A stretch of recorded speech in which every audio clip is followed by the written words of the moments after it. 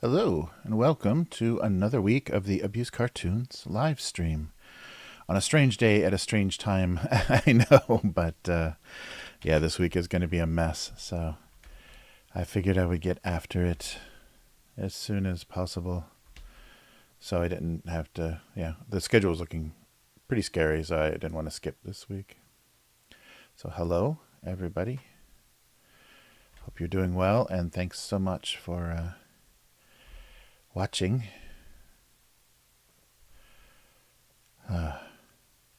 Yeah, this has been great to get more focus on this cartoon and spend more time with it. So I appreciate everyone watching and liking and subscribing and all that good stuff. All right. So yeah, we're at that perfect time weather-wise here. We got until June, so we've got this month, the rest of April and May, and then we hit this rainy season, kind of like a monsoon season, and really crazy torrential rain. And then after that, it's just brutal humidity. It's so funny, the temperature, whenever it rains, the temperature goes up and down a little bit. Before and after, there's always a big fluctuation. And then eventually, it just sticks at this, hot, muggy level. You have some hope. You have some hope that during one of those changes, it's just going to stay cool and reasonable. Because cool, humid is nice. That's a really okay way to live. But yeah, when the temperature, and it doesn't even really get very hot here. It's just the humidity makes it unbreathable. Like if it's actually hot, it's a little dangerous to walk around, and you still see people running and things when you can barely breathe.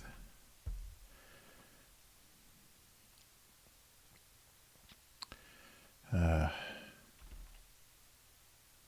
and I read Japan has finally realized they're in a bit of a energy crisis. The price of electricity here is just crazy, so they've broken with allies and are now buying liquefied natural gas and oil from Russia because they just can't, take it. The prices are really crazy. They've, I think, more than doubled the, kilowatt hour, or however they measure the electricity here is crazy. We've had through the winter, double the usual price, and it was already crazy expensive. It's already hundreds of dollars, and now it's hundreds of dollars, doubled, just to run a little bit of electric heat and your water heater and things. So not good. But yeah, I'm curious what that's gonna do, especially when it's time to the Battle of Taiwan. Yeah, who knows what's gonna happen. Yeah.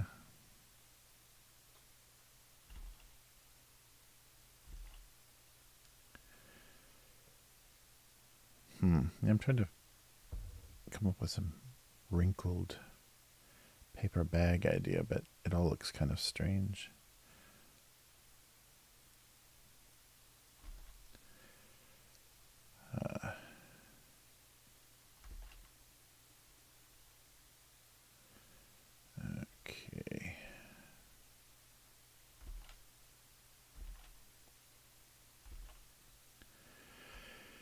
Yeah, I'm just thinking of odd discarded bags. A little bit, maybe too much detail. I'm gonna simplify the drawings a little bit.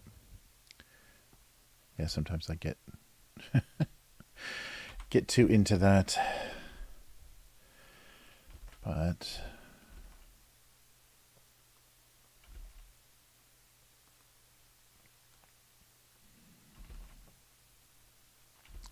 yeah, not much else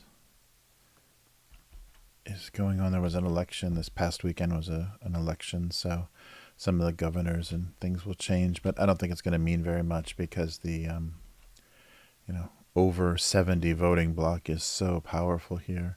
They just keep electing, like most people in power here, in their 80s. So maybe the U.S. is just trying to catch up to the wonderful decision making that 80-year-olds make, like comic books turn you gay and all that good stuff. Yeah, I bet if Japan had an actual military, which it may eventually get one of these days, I bet there's going to be, just like in Korea, compulsory military service. That's popular with the old people. Get those kids some discipline. So, not looking forward to that.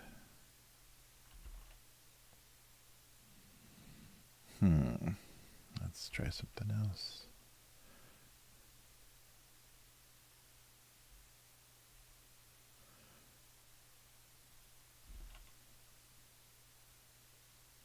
Oh yeah, there was an interesting thing here that happened with my daughter, actually.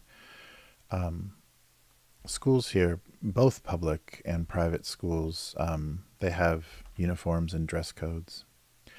And they do what I think that you call style checks, because they are very strict, and it's mostly for girls. I think most of the requirements are for girls, but your hair has to be a certain way, and there can't be any intentional styling. So no,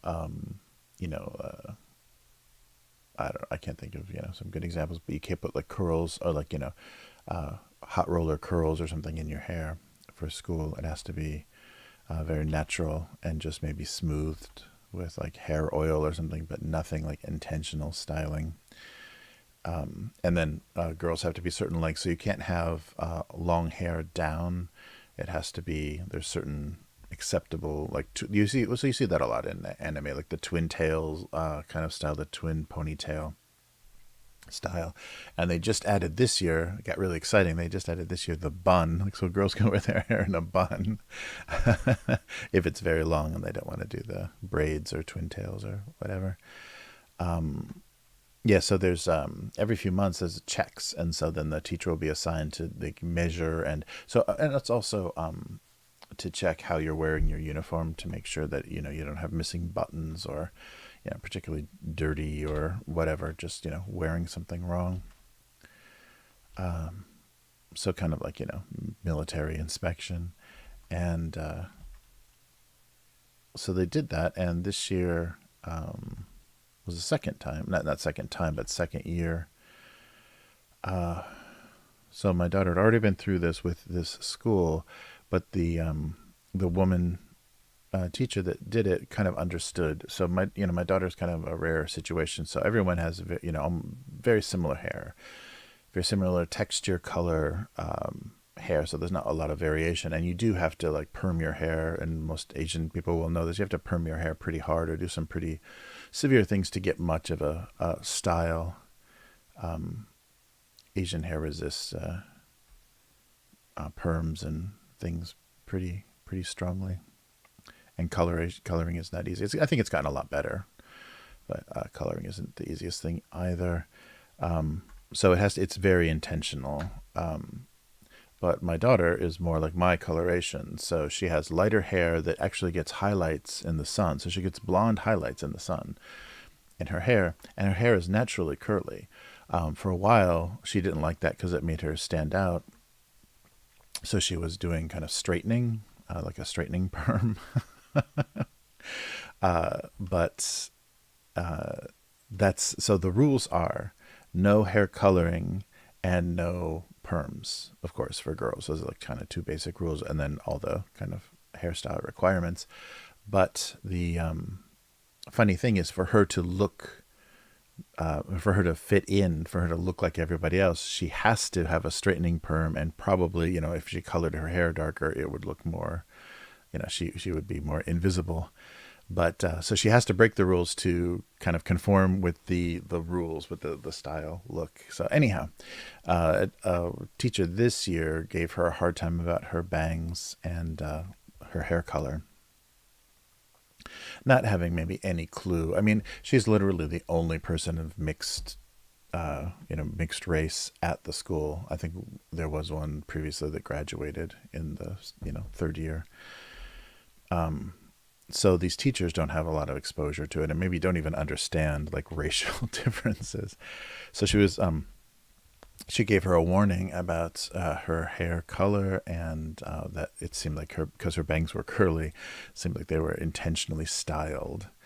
And so this was going to be a big problem, because if they do, and I think schools have literally required girls with lighter hair, so they'd probably be mixed race, to dye their hair black to be at school.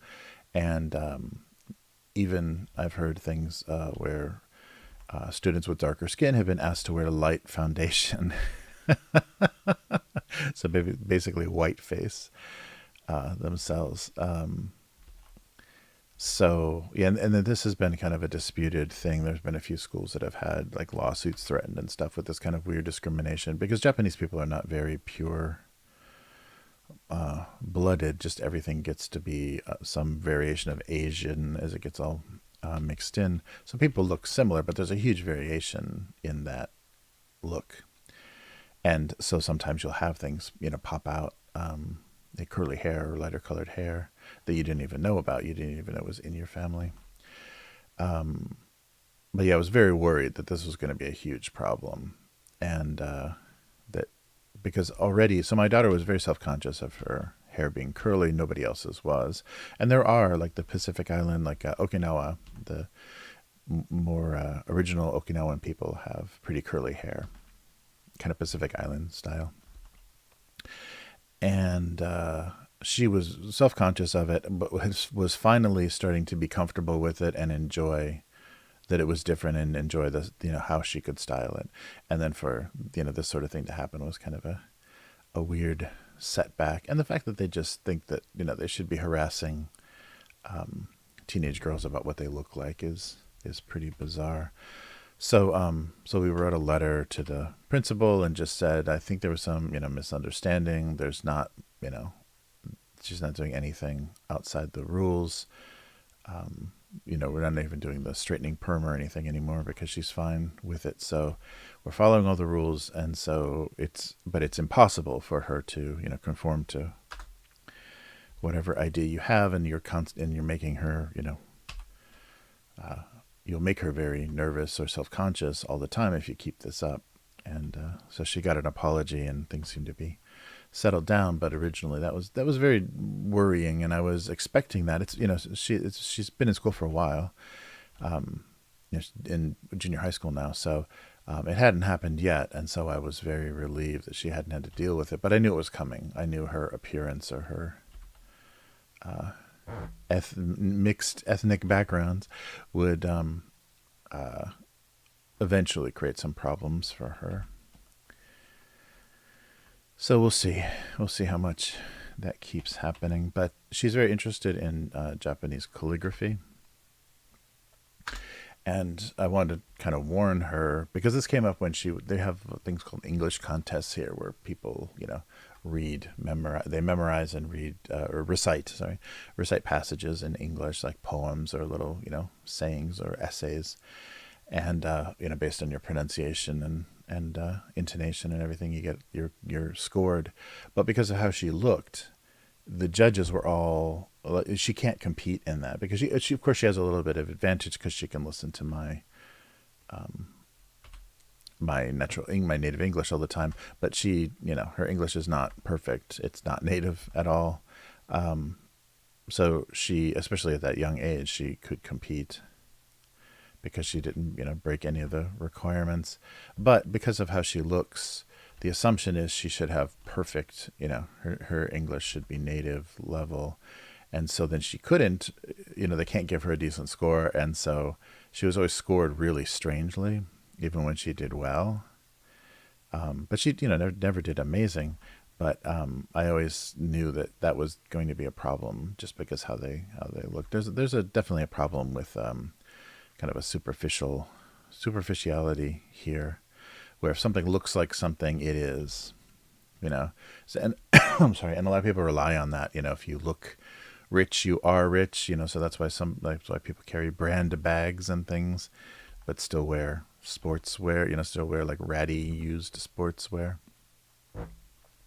But yeah, so if you look American, you are American, regardless of kind of nationality and stuff. Hey, hey, how's it going? Yeah, so I was just waiting for that to eventually happen to her, and so I was warning her then her interest in Japanese calligraphy, especially there's a performance component to it, where a group will at the same time, like simultaneously, write a large poem on like a 4 meter by 4 meter piece of paper, or surface, and then lift it up at the end. And but this is very performance, so they dress in hakama, or different sorts of traditional dress, and there's like a long brush that's used for the larger kanji. And so I'm warning her, this is a traditional art, and you're not looking very Japanese. The judges, if it's a judged competition, if it's a subjective kind of judged competition, the judges are going to say that another team is more traditional, if that's part of the thinking and scoring and everything, that another team looks more traditional because you don't look traditionally Japanese. So it's going to be a while before there's any kind of like real acceptance and understanding, and they're going to have to eventually deal with it because of the huge population decline. There's going to be more and more people of mixed origin here just to keep the country existing. But yeah, so I just tried to warn her about that. You're going to be unfairly judged, and if you go into things where you have this, where it's a competition but it's subjectively judged, you have to play to your advantage. It has to be something that your look will help you, not hurt you. But unfortunately, with traditional Japanese arts, they want a very traditional look. So we'll see. We'll see how she does. But I just know there's going to be some heartbreak in the future. Japan just quietly waits to disappoint.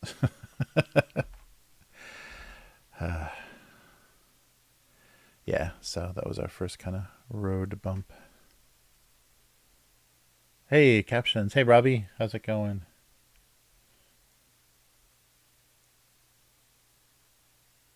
Oh, captions. Oh, captions for the stream. Yeah, I'm not sure. Live streaming, I think, especially for YouTube, uh, live streaming, I think auto generates the captions after. I don't think it can do it live, but from the archive, I think the live streams can have captions. Yeah, right. Yes, Yum. That's very true. Uh, so what is this? Melted butter? Uh,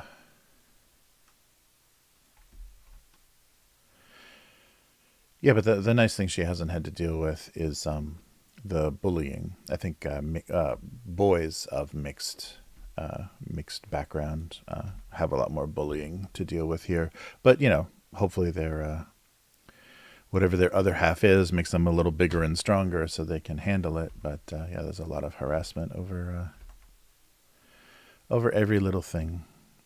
Yeah, that's part of the weird bullying problem here. Is there's just such odd superficial judgment about things, and also this weird, like, if you can get away with it, why not? So if someone thinks that they're in a position to abuse you, they will. I mean, it's not even like a decision. It's just very automatic. So that's why they have a lot of what they call power abuse here, but workplace harassment stuff. Because nobody even hesitates to think, oh, maybe we shouldn't do this. It doesn't even like enter their head when it comes when it comes to like exerting your dominance over somebody. Very odd.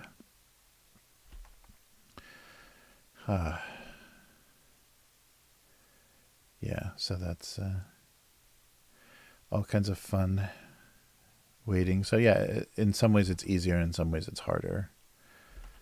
Because maybe less bullying, but more being self-conscious of your physical appearance and, everything, making, women hyper self-conscious. I don't know what any of this stuff is. But we'll see. Hopefully she'll just, surround herself with good people and it won't be a problem.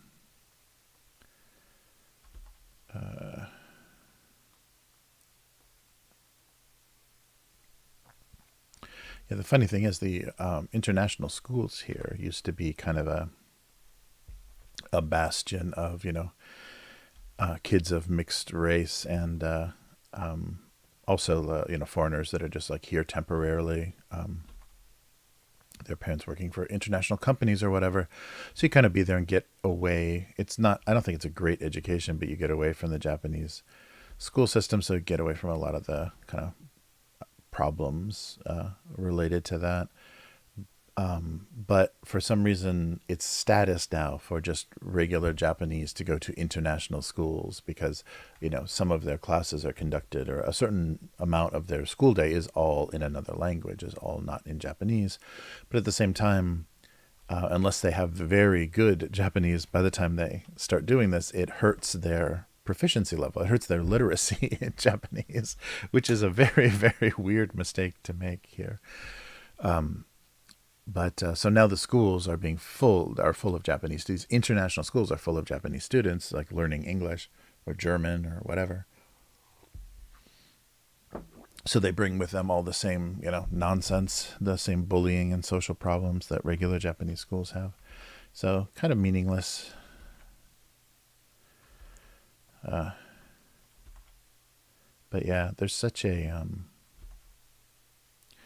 weird plotting, for any sort of advantage. And so I think it's kind of going away. I think it's on the decline, but, so many parents thinking English proficiency will give their kids such a huge advantage in the future. And it's just really not true. I think it would help if you're going to go into scientific research, it would help. But unless your job is specifically like with hospitality or something like that, it really doesn't.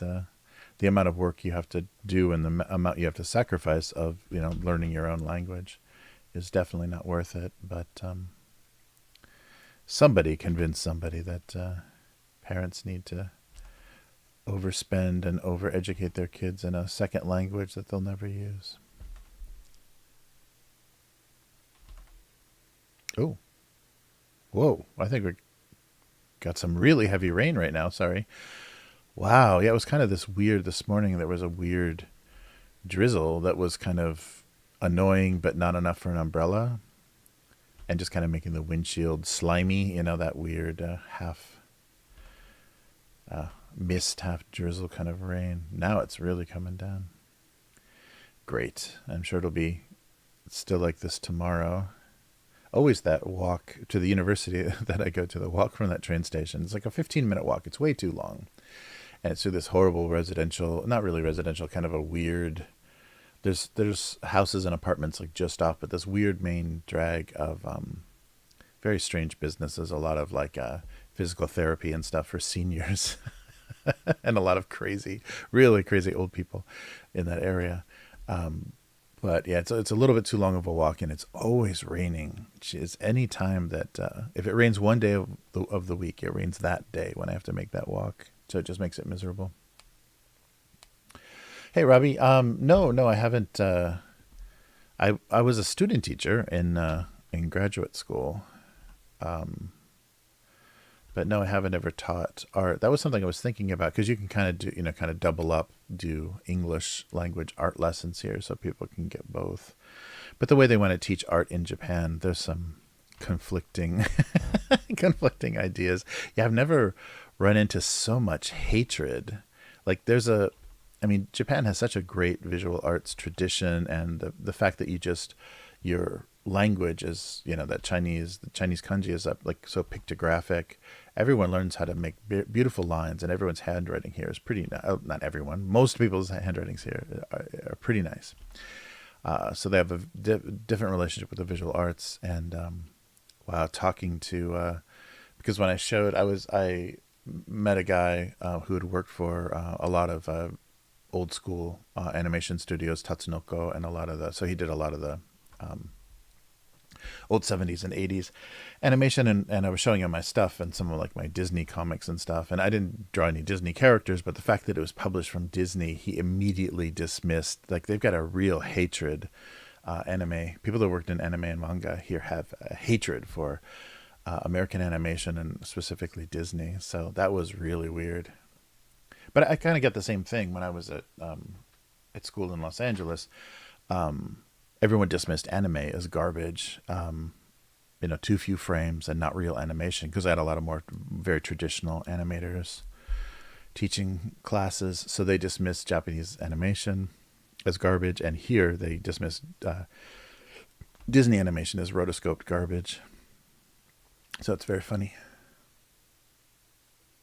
Oh, caption for the cartoon. Oh, yeah. I do that last. That's kind of the second pass. Thanks, Robbie. It's kind of a second pass. So after I figure out what I'm doing, yeah, then I add the words. Yeah. If you've got anything, yeah, please share. If you have anything in mind, I'm always open to help. Oh, voice to text. Oh, that's cool. Oh, that's cool. Yeah.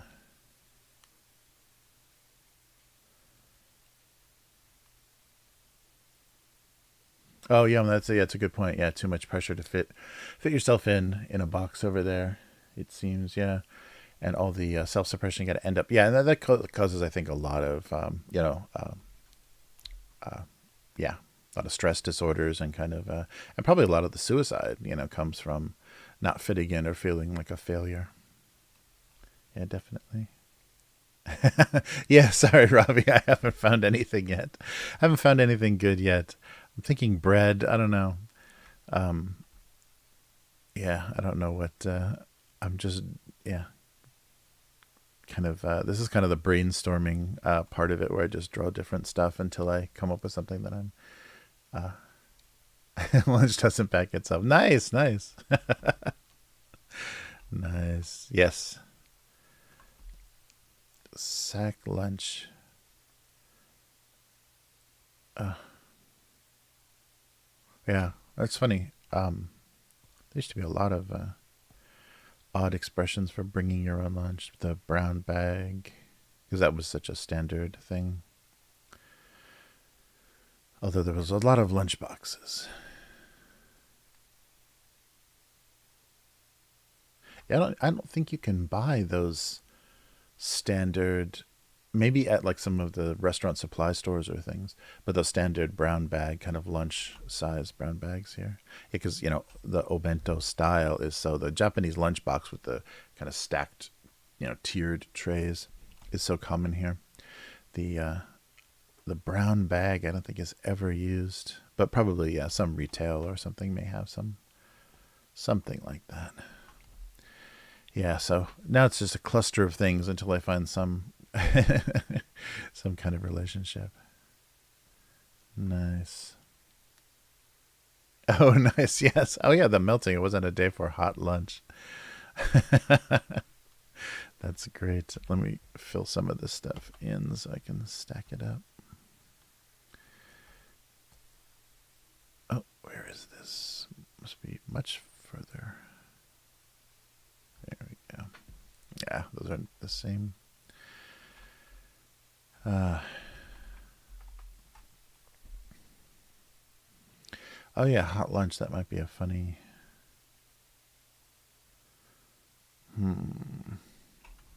Yeah, everything's on the wrong scale too. Like that's not. I don't think that's really the best scale. All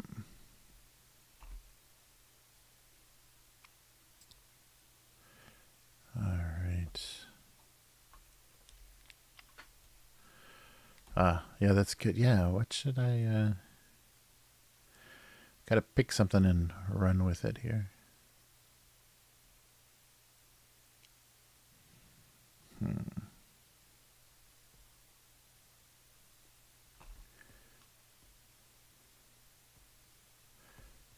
Yeah, melted. Go away. Why am I stuck on that? That's weird. Yeah, I guess the pressure on the stencil is weird. Oh, it must be on some weird tool. That's probably what it is. Yeah. Yeah, that's weird. I mean, I think there's some functionality to it, but there's a weird things that happen when you try to manipulate layers in Photoshop. Depending on what tool you've got, it gives you different options. Like you're doing things in a different way. So you have to have a brush selected to be able to kind of click and manipulate whatever is the contents of a layer. It's very strange. It's nice that they added this because before you had to literally name all your layers and like know where you were. So I've already created like 30, maybe not quite 30, but several layers of things, and they're impossible to sort through because the previews don't give you enough visual information. So yeah, it becomes a real pain to sort through them. So they have this nice thing where if you're clicking on anything that is actually, pixels in a layer, you can grab it. But with other tools, yeah, it has totally different rules for dragging, clicking, and dragging. Yeah, this melting cube doesn't make a lot of sense.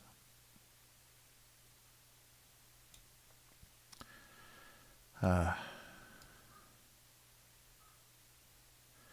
I'm worried the what they call chocopan here, which is just white bread, just like traditional European style white bread. That's really popular here, kind of gourmet shops with just loaves of bread are very popular. I'm worried that's going to go away. Because right now it's very trendy and a little expensive, but it's really nice to be able to get nice fresh bread here, and it's all kind of European recipes. But that could go away. I don't know where. I don't know what the next trend will be, but it won't be as useful as bread. Yeah, so some areas, it's so funny. So enough bread shops will open in an area that is just the most wonderful, bakery smell in some parts of the city because they open so many little bread shops. And all of them are basically the same kind of thing.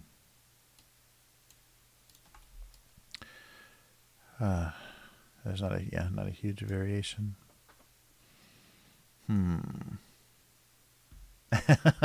Comics are like onions. It's good to have you in the chat, Yum. All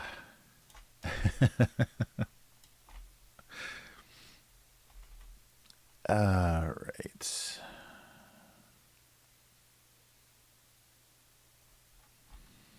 Yeah, everything's the wrong scale. That's way too much butter. The largest pat of butter ever.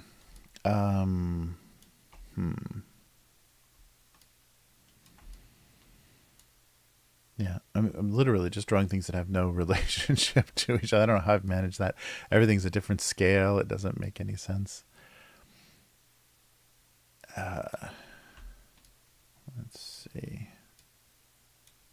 That weird tendency because it's digital to like fill the panel with, a lot of objects. Whereas when I was just drawing it with a marker, like one little thing in the middle of the frame, that's fine. that's perfect. Just enough. So what about like a I don't know, some kind of receipt pad thing, but I don't even know if people even know if people will know what that is anymore. I heard somebody on a podcast that just moved to China talking about the money situation there. There's basically no cash anymore. Nobody wants cash. So to pay for stuff, you have to register for Alipay, or I forget what the other one is, some other horrible Chinese company. So there's just a few people, and instead of like most places, there's so many people now, Apple and Google and Amazon, and everybody's got their own payment system, and then every bank and everything. But it sounds like there you've just got a few choices, and so you have to get a Chinese bank account and put your money in there to get any sort of access to it. And then who knows what kind of fees you're dealing with, and I'm sure they take advantage of international customers with their fee schedules and stuff. But it sounds like a nightmare because that can be taken away from you at any time if you're deemed a troublemaker or whatever. That means the first thing they're going to do is cut off your money. That seems like a very unstable way to live. But I guess they're used to that with if they've already implemented a social credit score, then none of that is too difficult to deal with. But I can't even imagine having that kind of vulnerability. Although I guess I pretend like that doesn't happen in other places, but the U.S. is it doesn't take much to get a bank to delete people's accounts or not process credit card companies to delete or refuse to process things. So things like PayPal and stuff are very vulnerable to that. Yeah, it's just moving to any kind of only digital currency. That is a really bent looking pen. Anything that isn't all digital currency is just insane. I mean, I'm not a big money under your mattress kind of guy, but it's so crazy that there is zero protection. That is a really wacky looking pen. You have zero recourse. And that was the thing when we were, processing money in the early internet days. That was the thing. We would be working with multiple processors, and someone would just go belly up, and you're not getting your money back. Like there's too many people in line that they've screwed over. So you're not. If they go under, your account's gone, and whatever was in it is gone too. And you got to stand in a huge line that may never get to you to get it back. So you just, that was just common practice. It's just, oh, okay, that money's gone, that account's gone. Yeah, so that was the beginning of it. But because it was Wild West, internet days, there was always more money, coming in. So you just, it wasn't, it didn't mean the end of your company or anything, but that was really weird how common practice that was with no recourse. Yeah, let's do a pen and a like some kind of little memo pad, or maybe a check pad for like a diner. We'll figure that out later. Okay, where are these? All right, here and here. Not that one. This one. There we go. That's going to need a caption. It's not going to be a pretty one. All right. Memo. What does memo... Is memo short for memorandum? Is that why we use memo? Yeah, memorandum. A written reco. What? Mention. What? Oh, that's weird. Why do they abbreviate? Duke University, your definitions suck.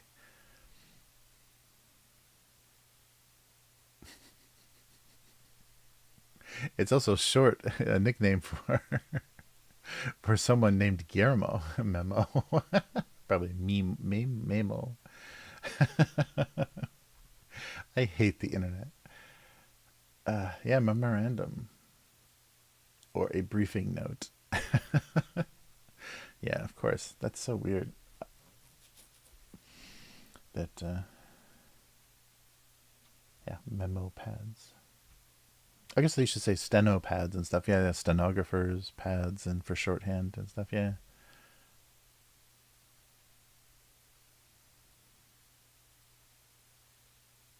Yeah, right. Yeah, that's a thing too. I think that's coming pretty soon for the whole world. Is why do you want cash? Like what untraceable thing do you want to buy? What illegal thing are you doing that you actually need cash? You know, if you can't pay someone through an electronic payment, then you've got something to hide. Yeah, I really that's coming. But all of that, I mean, they're gonna you're going to be a terrible person if you read physical books or have any desire for physical media. You're going to be a terrible person one of these days, just so they can control that. You will own nothing and you will like it and you will eat the bugs. All right, let's clear some space. Yeah, that would be, that's so convenient for too many people in power. That whole attitude. Eat your processed low emission bug protein, because beef, that methane is destroying the world, so we can't eat beef anymore. But we also can't process the keratin, the stuff that bug shells are made out of. That's not good for us. So I don't know how they're gonna. Processing bugs is not going to be an easy thing. You're going to make a lot of food that's going to make a lot of people sick, especially in the long term. But who's thinking long term?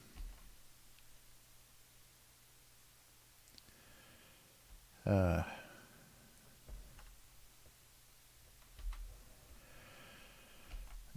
let's try something completely different. I mean, not different than I've drawn before, because I've drawn everything.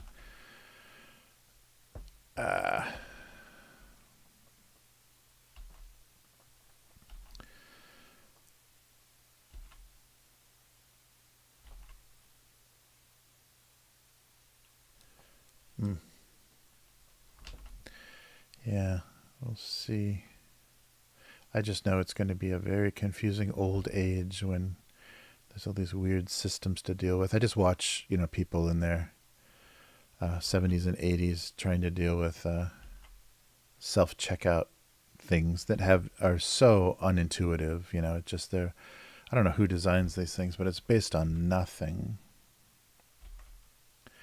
They don't understand, like, they need to prompt people like when it's time to pay or how payment goes. And basically I think it is because they're just encouraging you. They make it easier to pay electronically than anything else. And if you want to stick cash in the machine somehow, they don't even let you know when you can do that and if that's an option. Yeah, because I've gone to a few self checkout things that literally it's credit card only, and it's not marked anywhere, not in Japanese, not English, that there is no way to pay in physical currency, that it has to be electronic. So it's very strange. Yeah, and I keep seeing articles. I don't know. It seems like it's not going well in the U.S. either. This self-checkout stuff. I keep seeing articles posted by attorneys and stuff that say, it's almost impossible to not steal from a self-checkout. There's enough mistakes you can make if you take an extra bag or whatever. I mean, it's not grand theft or anything, but it's really weird that you can harass people now with, small errors in their self-checkout. And then a lot of people that have just been scamming the self-checkout thing the whole time, just changing prices or ringing up things for the wrong price and thinking they're totally getting away with something, where it's just that they're not going to bother paying for the expense to, to enforce the rules or for how to have security. But they're recording you.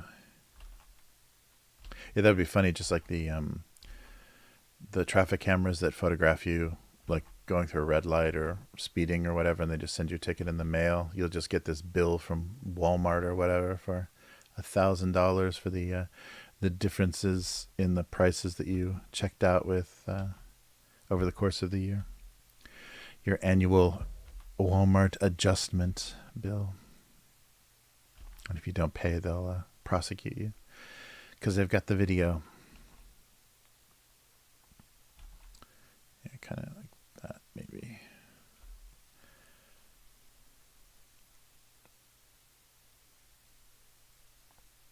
Yeah, I don't like in Japan too. A couple of the payment, the more popular, or maybe just not more popular, but more promoted cashless options are Chinese funded. I don't like that idea because they have, enough control over the company probably to punish their enemies. Not fun. All right. Okay, maybe not books. Or maybe just this book. Oh, yeah, how about an argument between just a stack of paper or loose leaf paper and a book. It's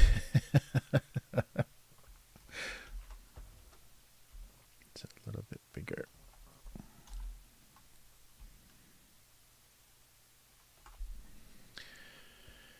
All right.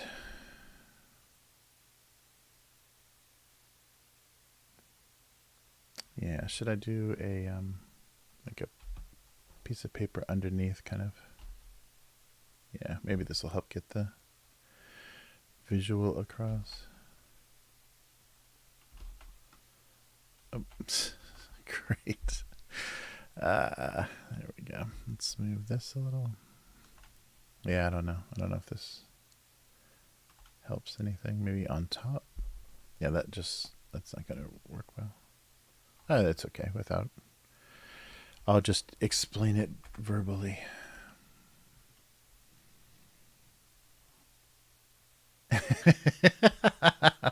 That's right. You're fighting the system with your free avocado, and you hold it above your head. You can photograph it for your social media too. Down with the system. Only true anarchists have a free avocado once in a while. I don't believe in. I like the. That's the poison of making all of this. All this TikTok and YouTube putting silly ideas in people's heads, but all the people's ideas now. This whole equity movement. It's like, okay, today I'm going to decide I'm getting equity, so I'm just going to steal gasoline, and and if anybody stops me, I'm going to claim this is all equity. This should have been done a long time ago. I think I actually saw a body cam footage of a woman doing that. She was trying to walk out of a store with a shopping cart. Or no, I think she checked out. No, she had completely checked out and then just says, I don't have enough money, but you should give this to me because of equity and reparations. And, so I'm not going to get into all that. But yeah, she immediately pulled that card and then waited for the police to come.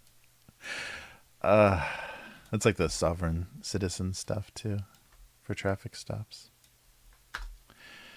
I do not have to obey your rules because I am not a citizen of this state or country.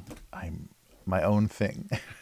I mean, that's actually worse. I mean, I can't believe that that's a movement because at least you have some protection. If you're a sovereign citizen, then you don't even have like a political body, like an embassy or anything that would protect you. So if you say I have zero affiliation with any sort of thing that has any political power, any relationship with the country that I'm in, it's like, okay, then we can just make you disappear because no one, if no one's going to come looking for you, if no one has your birth record or anything, then yeah, you don't exist. It's a funny movement. It reminds, the illogic is a little flat earth, the weird thinking. All right, let's try put some color on these. I don't know what kind of pad that is. It's not just a memo pad, right? It's got to be, what are those, green or blue? Like really faintly. We'll do green with some pink lines. Yeah, and then do some. Oh, jeez. Let's get everything under control here. I wasn't even on a layer that was supposed to be for coloring. Oh yeah, and then yeah, some lines, and then we'll do some white as well. I guess the white first. I can't remember how these things look. Yeah, but they do have weird areas of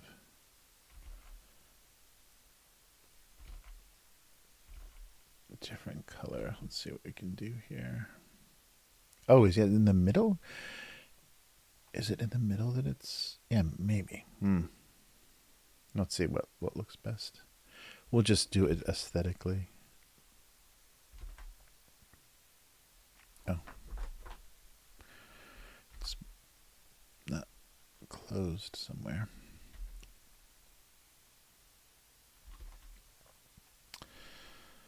Yeah, that looks kind of right. Yeah, either like blue or whatever. Okay. We'll try it like that. And then just, yeah. Sure.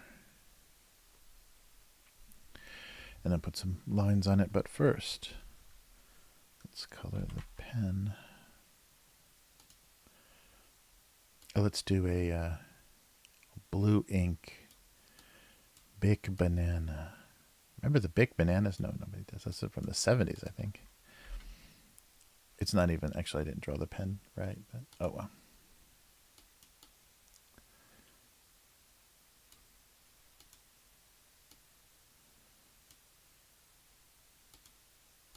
Yeah, something like that. There we go. I'll put some lines on the...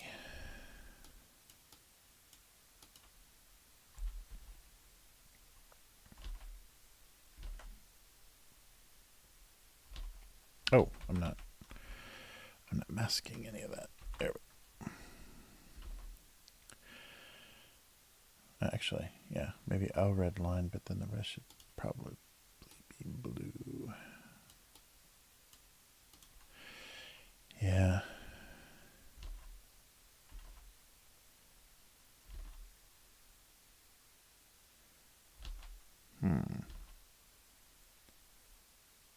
There we go, something like that. That's right, because it's got like a column for totaling everything. Let's try that and just fade it out. There we go. Nice.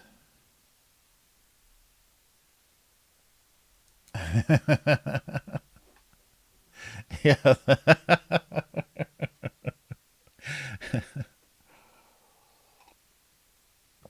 Yeah, that's true. Yeah, very funny.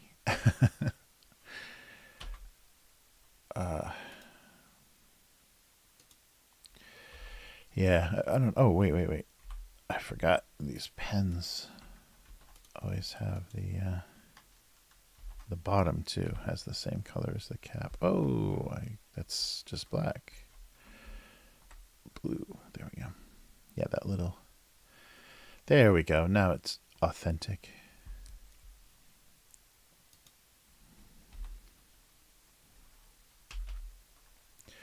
Did they make blue Bic bananas? Maybe. I just remember black ones. I think there's some, like, they still make these to some degree just as kind of like nostalgia things. But I don't think they work very well anymore. They're very old technology. I remember getting cheap ballpoint pens that wouldn't even write. They were already maybe just too old or whatever, so already all the ballpoint was all caked up with cheap ink. So they were doomed from the start. They didn't do anything.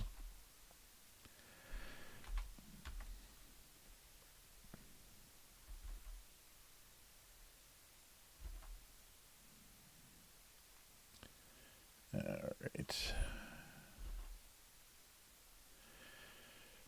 something. What's this? I have to make it, brighter than that, I think.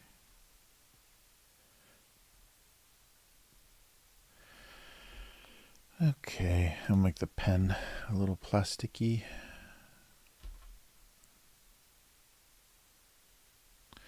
Ooh, almost no room for eyes there. All right.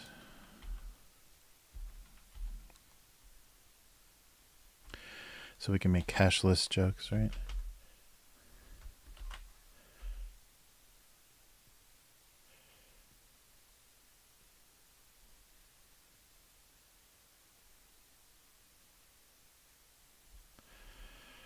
All right. Yeah, email receipts. Yeah, there's so many weird situations where people ask you, can we have your email address so I can email you a receipt? When they just when the cash register is an iPhone. And that's becoming more and more popular here.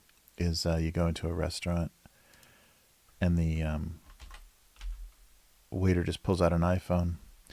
Oh yeah, they even have a thing now too where the menu just has like a QR code on it, and you basically go to a website that takes their orders. So yeah, we were at some like cheesy Italian like very cheese based Italian. It was kind of cheesy too. But yeah, their menu just had a QR code on it, and you placed the order and the food just came out. So you're barely interacting with the staff. You're just basically going to a website and creating an online order and doing all the payment and everything. Although I think you did do the payment through the website. You just did the orders, and that went to the kitchen. The kitchen had access to that, but no, you still paid at a register. Probably because cash is so common here. When Japan is totally cashless, then it might get uglier. Oh, so wait, how about, do we want to do some pen drawing on the...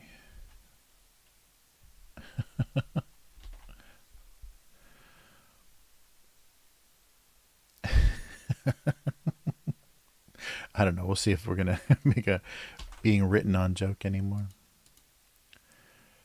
Yeah, that's nice, though. Fills up the space a bit. All right, center this a little more. Yeah, that was very strange, though. Because server comes over, like a host seats you, then someone comes over and brings water, and then they point to the website where you can order your food from. And the menu, it's weird too because the menu wasn't implemented very well on the website. Stuff was very hard to find. But yeah, very, very unpleasant. And that's really the only advantage Japan has going for it at this point is, really nice because where is this? Jesus. All right, let's try this again. Wrong layer again. Yeah, so once they give that up, it's just going to be like every other Asian country.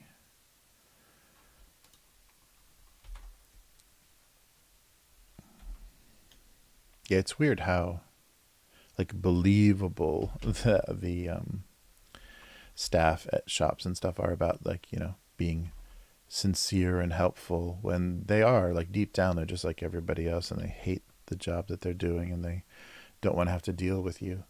But yeah, it's just so cultural to put on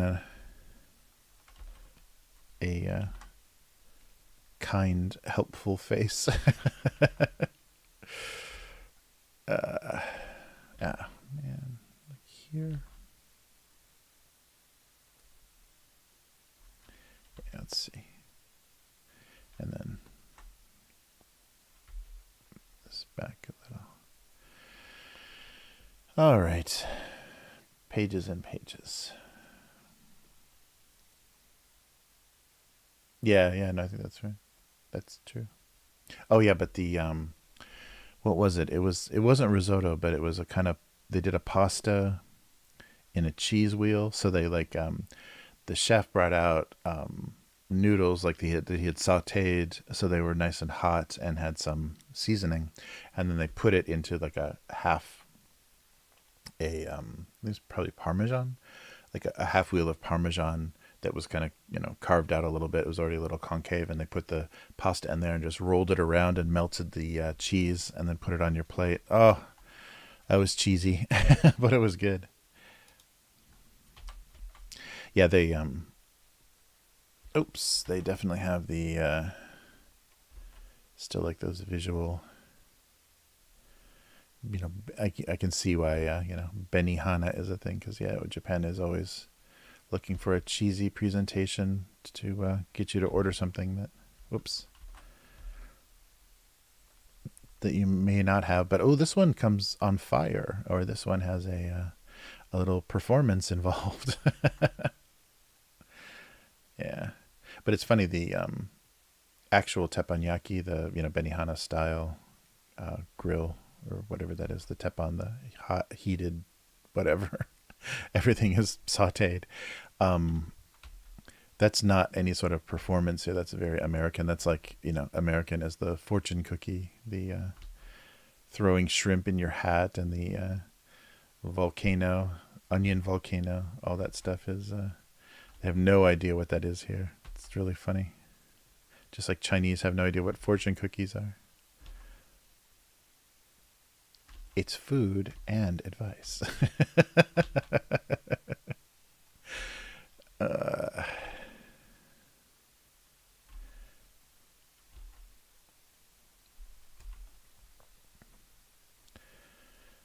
uh,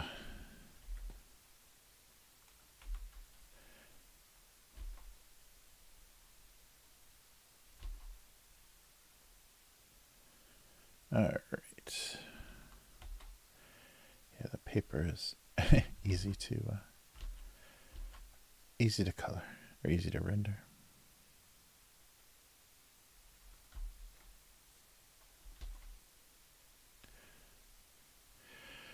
All right.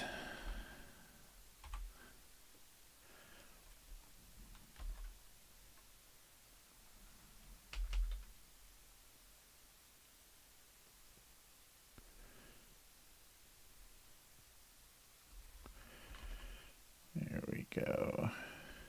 A book and paper. So it's going to be a. What is a book? We can do a judging a book by its cover, by having a cover, have whatever. Uh, okay, the writing part's gonna get hard.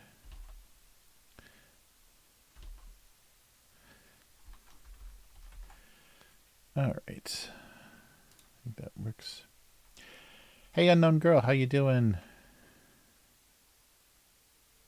No, fortune cookies. Actually, they're a lot like that weird cracker that I had, or that the little chip that I had last week. Yeah, it's just a rice. It's just a kind of, what is that? What I'm Yeah, it's just like it's cooked on like a heated surface, just a little bit of oil, and just baked. I guess they're baked. They're baked on a sheet, basically. And there's a little bit of sugar in them, but they're basically like rice cookies. Not much flavor. They're okay, and they're kind of a variation. They have some much lighter versions of that same kind of style, so a little bit sweetened rice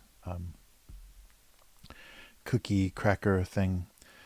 It's very similar to, there's some lighter version, but it's really dense, and I think they're packaged to last forever, so they can just buy them in bulk. So you can't tell if a fortune cookie is stale. I guess if it gets soft, then it's probably stale. But the only cool thing about fortune cookies is the machine that makes them. Have you guys ever seen one of those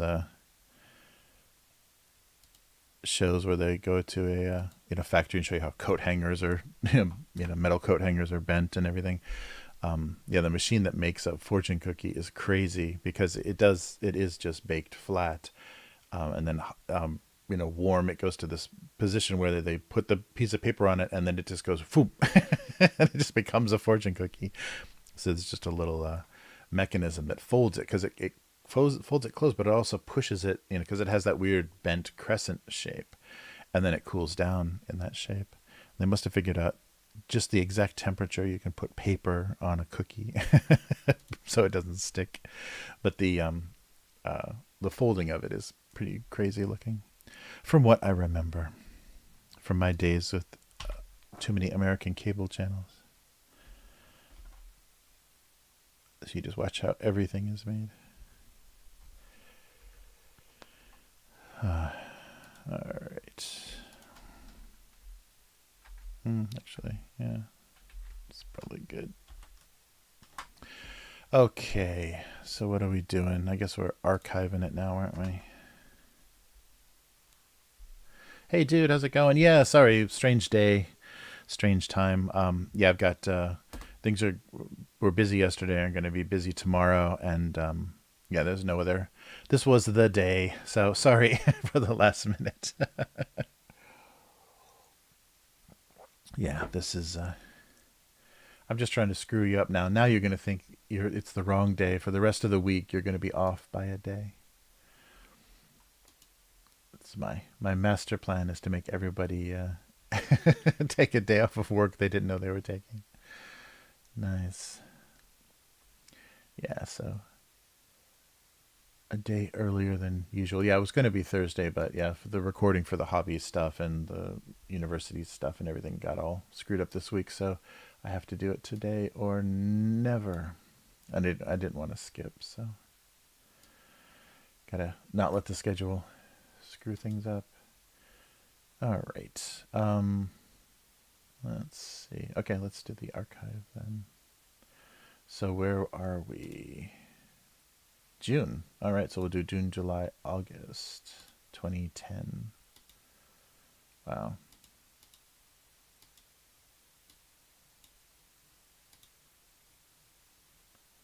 There we go. See how many more mistakes we can catch. All right, let's switch over to the comments. Okay. Yeah, that's right. That's right. K5 was off. That's right. What's going on? Oh yeah, K5 gave me a heads up about. So John from Hyphonics is asking me to do some emotes for the channel. So you might see more of my artwork for the Hyphonics channel. Whoa, I just shifted everything there. There we go. Didn't knock anything off. All right. So let's pick up where we left off. So yeah, June 2010. So tissues had become so soft and gentle that even gravity stopped noticing them. Yay. Tissues and gravity joke. Oh, there we go. Once music became downloadable, he stopped trusting it. That's a wacky portable portable whatever. I love that weird point where yeah, things were combined, so it's a CD player and a cassette player. I think there's even been CD player, cassette player, DAT, or like not DAT, mini disc players. I'm sure in Japan it's on the lowdown. I'm sure there's a lot of bizarre configurations. That was a weird loophole. So Japan is really strict against music piracy, but they had CD rentals. CD music rentals were really common at video stores in Japan. So they made some sort of deal with the music companies to let CDs be rented, but they also invented the mini disc, the recordable mini disc. So a lot of the players were CD and mini disc. So you could basically make a perfect copy from a CD because the players, whatever copy protection or whatever was on CDs, didn't interfere with copying between a CD and a mini disc. So basically, you could just go to the rental shop, and when a new CD came out, rent it, and then make a mini disc. And mini disc is probably what your portable player was anyhow in Japan. So yeah, very, very weird. Fearful of subliminal messages. Nice.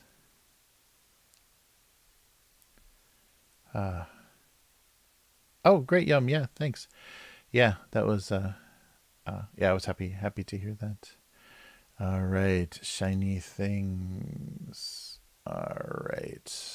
So June 8th, spilling a barrel of oil terrified him, let alone one barrel of oil terrified him, let alone that must have been a wasn't there 2010 was a big like Gulf of Mexico spill or something? Some oil tanker disaster. Oh yeah, that's right. The whole BP thing. That's right. Yeah, that was Gulf of Mexico, wasn't it? Or that was that Alaska? If BP could have started a fire with theirs, the problem would be different than the mess now. I wonder if I should use that idea when I spill a bottle of oil at home. Foosh. Dawn? Oh. What? Oh, Coca-Cola still costs more than gasoline. Yeah, that's right. The yeah, oil prices and everything. That was a weird time. Sharing a child-sized drink was not as romantic as was not as romantic as it was foreboding. Sharing a child-sized drink. Oh, backwash. Foreboding. Did I spell it wrong? Foreboding. If somebody does that, chances are I spelled it wrong, but I fixed it. Cheapskate. Yeah, there you go. After dinner kiss will be the same. Foreboding. Oh, one of a series of cardboard box jokes. Worrying about the size of her bottom was no longer possible. Oh, the tape on the bottom came loose. LOL. Trisha with the LOLs. If it fits, it ships. Right, you are. All right. June 17th. There we go. There was more to being a layer cake than he once thought. Maybe he originally thought he was going to be part of the layer cake. Top is pretty much the best place to be. Unless you're pineapple upside down cake. Oh, I've already been here. Should have trimmed before frosting. All right. June 22nd. After all the card tricks, he had found everyone's card, but after all the card tricks, he had found everyone's card, but his. Maybe his own would have been better. He found everyone's card, but his own could be. Someone stuck to the outside of the box. Oh, did I do that? Oh, yeah. Outside of the box. Yeah, no wonder I've been getting these Joe. Last five tunes have been upside down. Oh, what? What? Uh,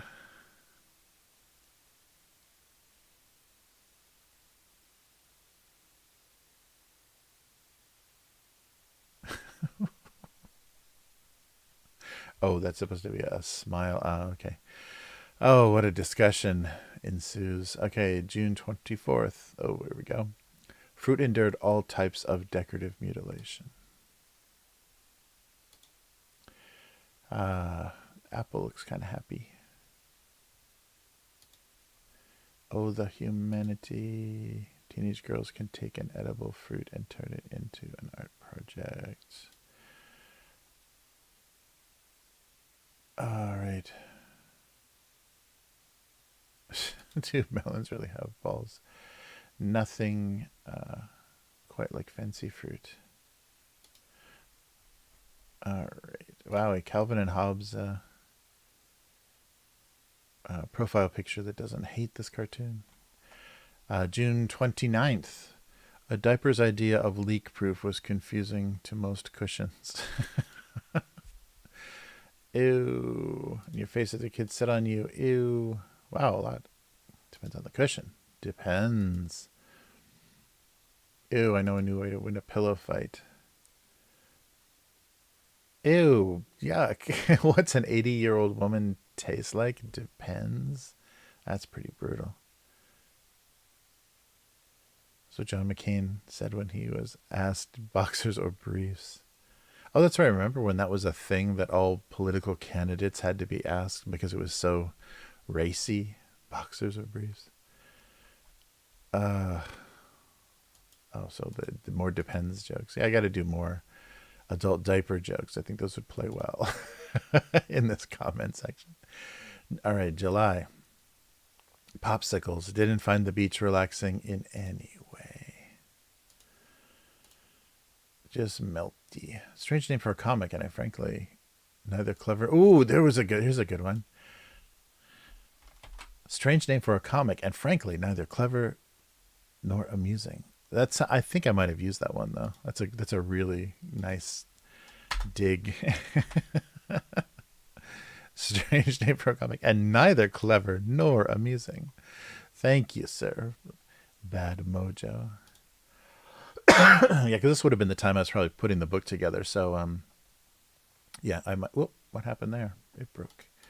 Yeah, may have used that one. I like that. Neither clever nor amusing. That's how that'll be my dating profile. I find myself neither clever nor amusing. So she hoped her footwear appreciated the several months she carried them. Okay. Shoebox joke. Yeah, that's funny. Shoebox joke. This might have been around the time. So when I was apartment hunting in Los Angeles, which was a nightmare. A couple of the places there were still, tenants in there, but they still showed the place off. And one guy was obviously a shoe collector because they had a huge, not quite walk-in closet, but it was a pretty huge closet that was floor to ceiling orange Nike shoe boxes. Like it was a crazy amount of those orange Nike shoes. So either he had stolen a truck with a shipment of shoes, or he collected a ton of Nikes. It was insane. So I think that's where my box drawing was inspired from. I didn't quite get the orange down, but come on, this website keeps breaking on me. Okay. Their inability to make coffee could no longer be ignored. So just full of instant coffee. Joe took his comment off to help him remember his own wisdom in full. Oh my God. I've started by filling the coffee filter. Oh, okay. Wow.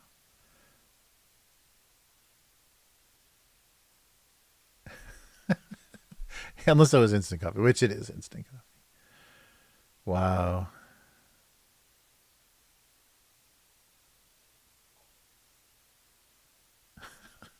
This is crazy. Yeah. A very weird.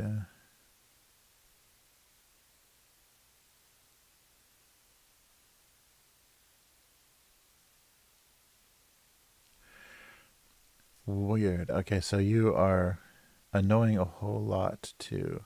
You aren't licensed and certified to be an online mental health practitioner. Your comments directed at me are very patronizing. Weird. Is that guy? Jay? Yeah. Wow, people just attack each other and then delete their comics. Oh, Joe Fish. That's right.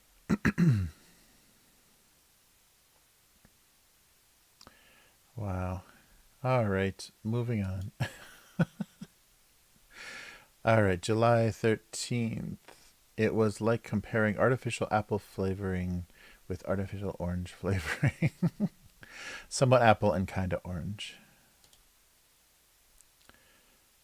High fructose corn syrup. All right. Oh, NASA's budget. All right. July 15th. Leaking air affected both mood and buoyancy. Oh no, more people attacking each other. I feel that way sometimes. Spammer, what? Oh, there we go. Spammer flagging gas attack. I don't get it. Oh, nice. What you saying? Taurus. Well, no attacking, just confusion. All right. getting out of July here. So July 20th, 2010. Perhaps caffeine content was a factor when choosing a beverage. Oh my God, Mountain Dew.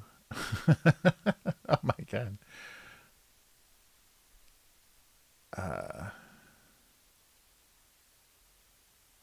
Weird.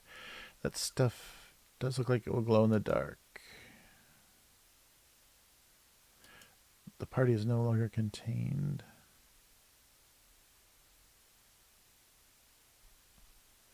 So who? Yeah, Doc. Yeah. They keep talking to this guy who I think like disappeared. Yeah, very strange. All right. July. Oh yeah, I think I remember this. Yeah, being kind of a slump time, with most overly dramatic school toy buses. A little patience was required.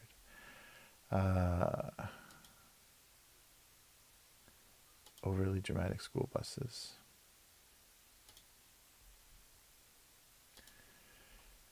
All right, the 27th. Oh, come on. Yeah, these don't display very well. There we go. His work was constantly interrupted by thoughts of recreation. A transparent golf ball. All he wants to do is screw around. Screwy, a screwball. There we go. 29th. They didn't expect a clean whiteboard to be so damn white. Well, darn. Well, damn. Which part of white didn't they understand? White like the skin of those who never go outside, or more like the fake tooth whitening white. We can't white that word. I write damned and damning. Oh, that's right. The catches. That's why he did that, because maybe there's a blacklist or a naughty word list in the comment moderation. All right. August 3rd. It was possible that decorative and useless meant the same thing. All right, so we've been here. Oh, here we go. The job of diminishing fine lines was becoming a team effort. Which one is cement? There's no I in cream. All right. Oh, a broken shovel. August 10th. The solution to all workplace stress had finally been found. A broken... Yeah, okay. August 12th. This felt less like photography and more like digital memory archiving. Happens every time you puke up the SD card.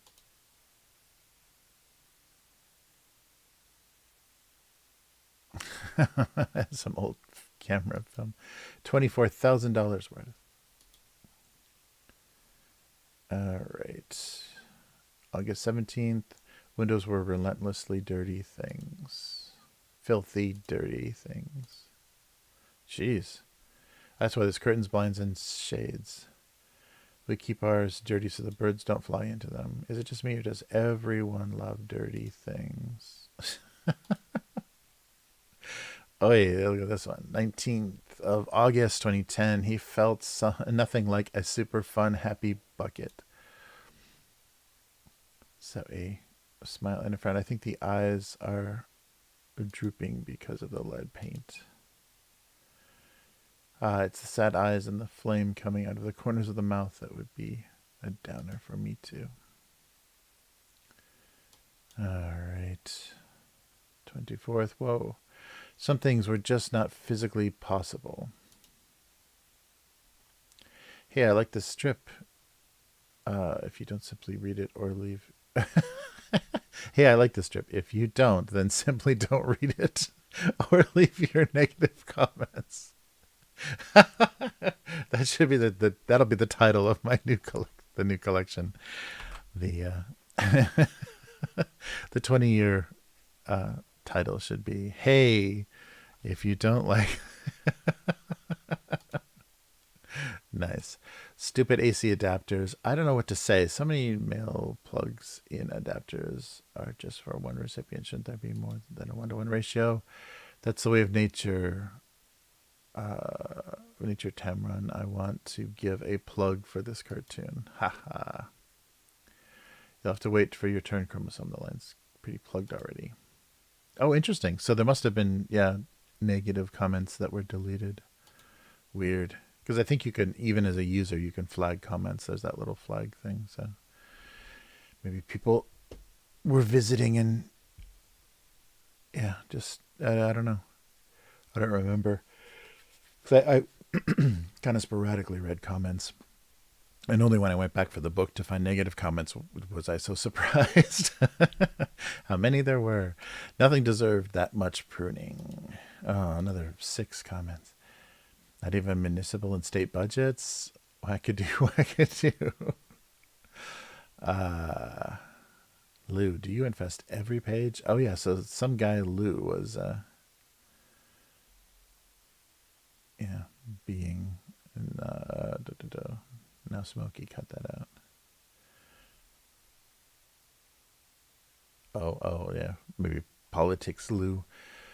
Yeah, that's right. So people are arguing politics on this pretty apolitical cartoon page. All right, last one for August, and it's broken. Come on. He would never be known as Pink Whimsy again. Oh yeah, I should try to make that an empty nail polish bottle. Is Pink Whimsy a color?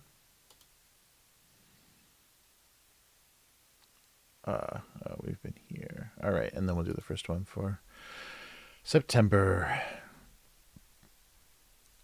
They were sure they should be storing something. Some little...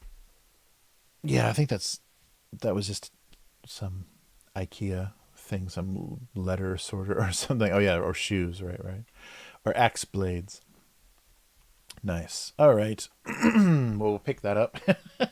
Pick up that later. Nice.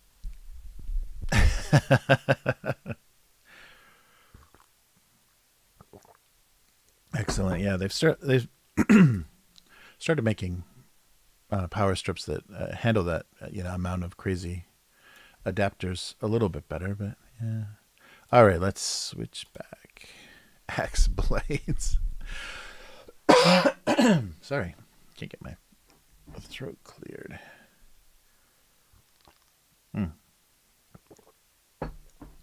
All right. So now the writingest writing part.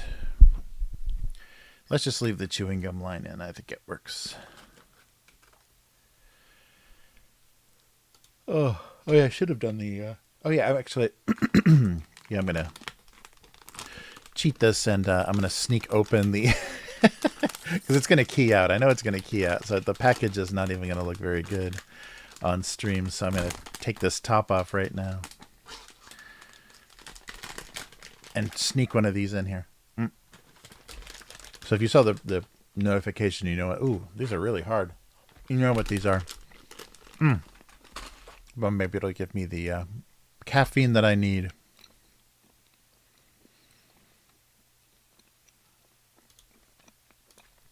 All right. So the judging a book by its cover thing. Oh yeah, stickers. That's right. Yeah, yum. Is asking for stickers. Yeah, I'm gonna make that a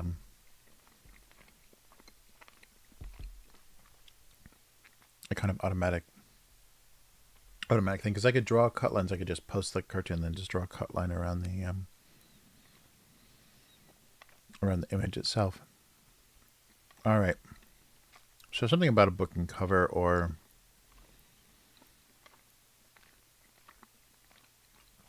what was the difference? Kind of, yeah, basically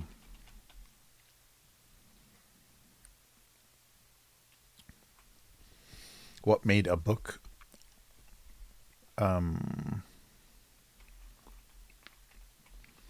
what are those called? Manuscripts? Yeah. An early draft of a book is a manuscript, right? Yeah. So at what point, or looking back, I guess after a book has been published, yeah, what's the relationship of the manuscript?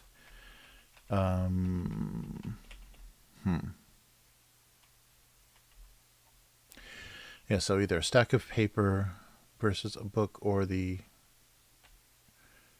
early hopeful. It's a very thick manuscript, though.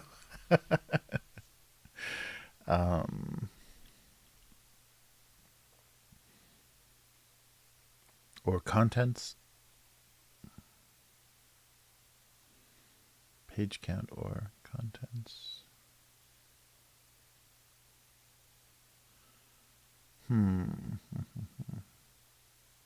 Oh, Tyler, hey.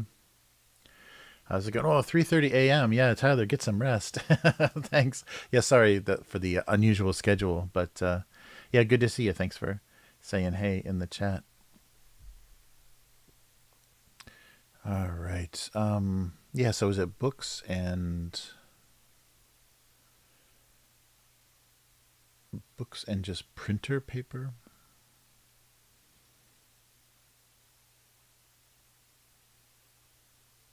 Oh, or the same story, yeah.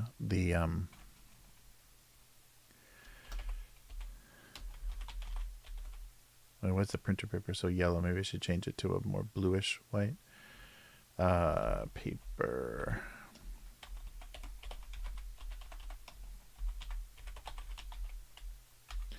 Potential.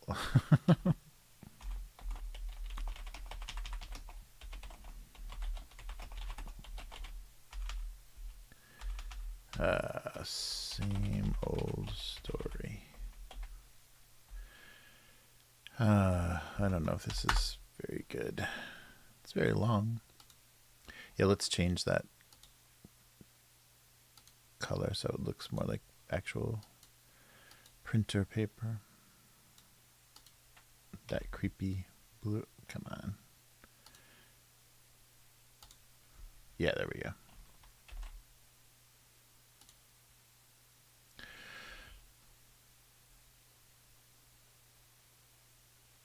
While the book, maybe instead of but. While the book. While. Bum bum. Printer paper had endless potential. Well, the book was always the same old story.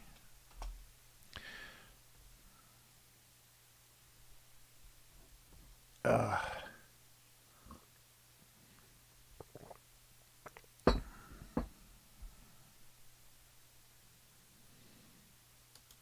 dude, saying yeah, and collecting a book series and noticing one of the book covers is different. Oh yeah, yeah. There's been some really weird. It's funny that kind of stuff shows up on Amazon a lot. People are, yeah, like something happens business wise, and they go with a different printer or whatever, and their standard size is a little bit different. You know, if they're trade paperback or whatever, their sizes are a little bit different. So you get the series of books, and then there's one short one or one giant one. Yeah, that is really frustrating. I had a weird thing. There was a card game. Paizo was publishing this card game, and they were supposed to make it so all the every set was interchangeable, so they all had the same card back, of course. But they changed printers, and the color noticeably changed. It was like a parchment kind of yellowed paper kind of texture on the back with the logo, but one series was really yellow, and one was kind of like more brownish, a cooler brown color. So obviously you could tell which were newer cards and which were older cards, and they wouldn't replace them. Like they wouldn't reprint or replace or do anything. They're just like, yeah, sorry, that's just how it is. So it totally ruined. Like you had to literally put card sleeves or something that had a opaque back to cover it to be able to make it even functional. So they were creating something that was unusable, and they didn't know how to correct it, and they weren't going to go through the expense of republishing it. So that was just pathetic. Very Yeah, very disappointing that the quality control was so low, but I'm sure it was just they weren't used to dealing with either a new factory or, a very unhelpful printer. So should I say blank paper? Printer paper had endless potential while the book was always the same old store brie. Stop brie.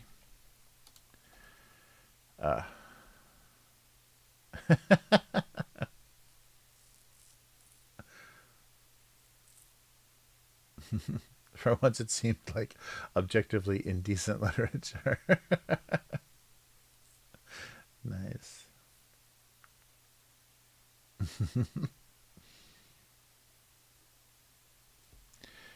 All right.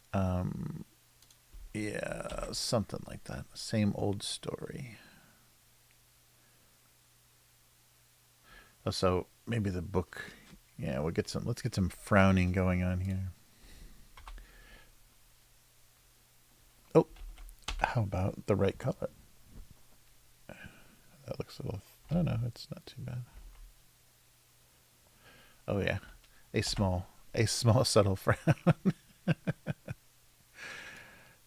Okay. Oh, and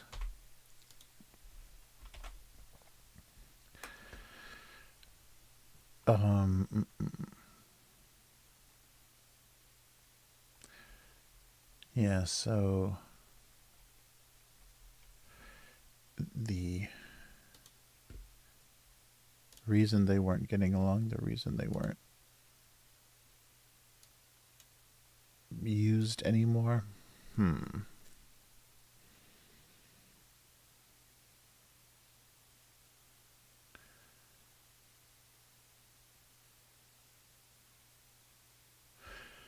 Yeah, so check, asking for the check, not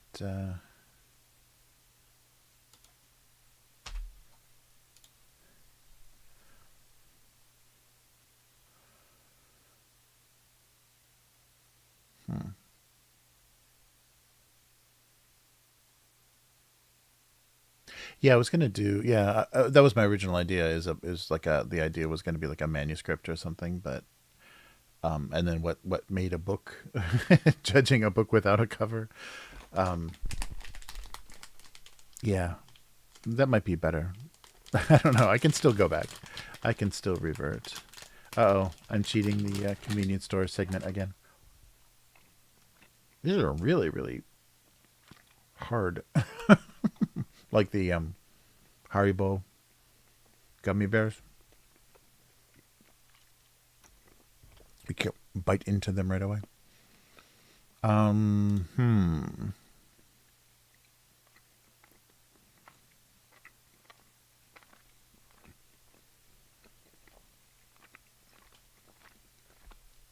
don't know if it's cashless or what we're doing here.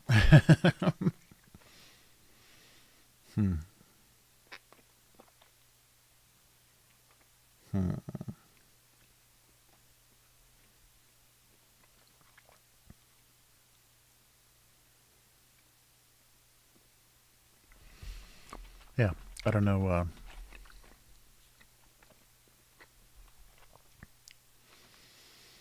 The idea was definitely not strong enough. So so not being written on, being written next to.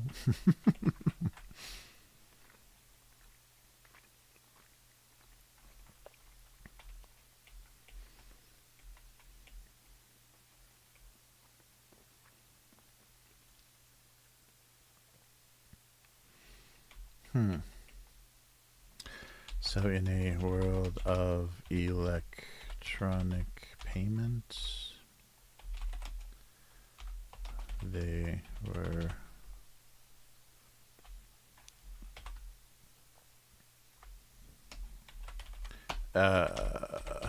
bored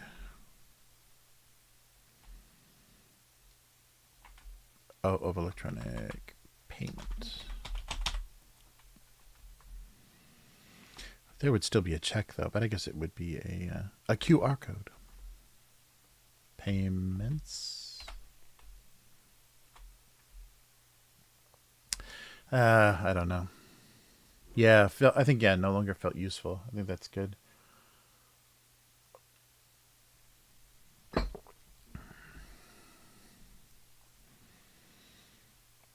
Yeah, usefulness.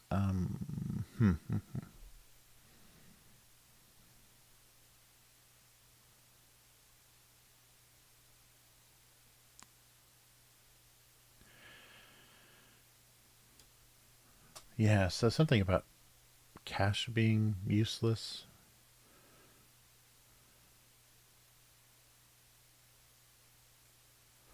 Yeah, maybe. Yeah, they both. Oops, felt as useless as physical currency. That'll start a. Is that how you would say it? Physical currency. That seems like yeah, cash money.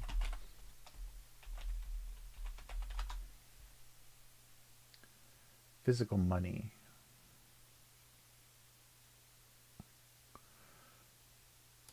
Maybe physical currency.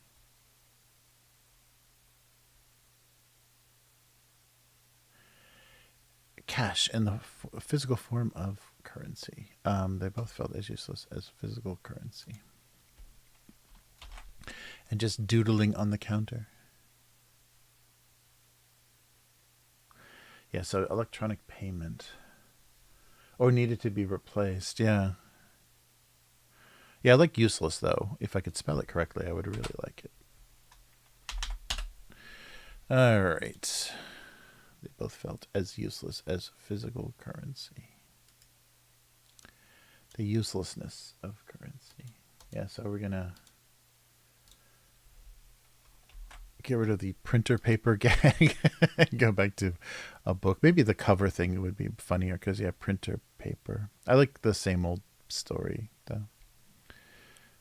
That line is funny.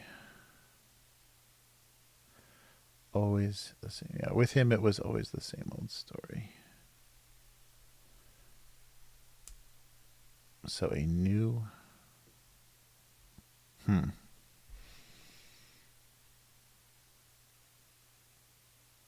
Yeah, so yeah, it would be published and unpublished, or the early version of the book.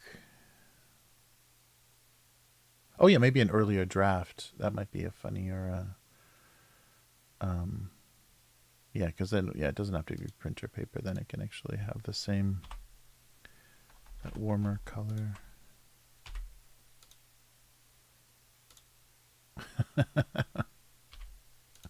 Yeah, maybe an earlier draft is a funnier idea. Embarrassing.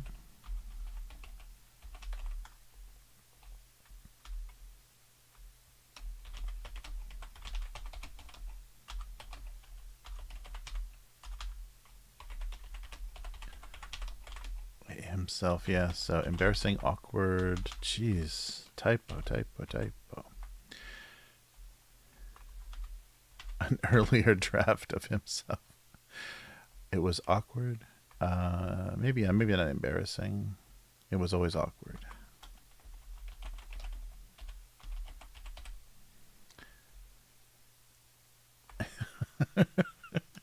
An earlier draft of himself.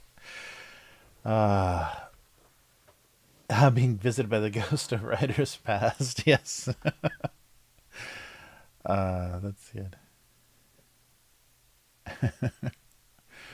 Oh, I not only misspelled, but I put a semicolon in a word. It was always awkward. Always awkward to be always. Am I saying that strange? It was always awkward to be around an earlier draft of himself. Push this up a little bit.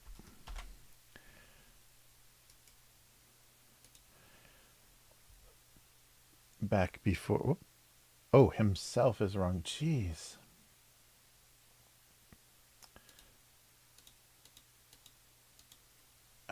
Him elf. Him elf. A male elf.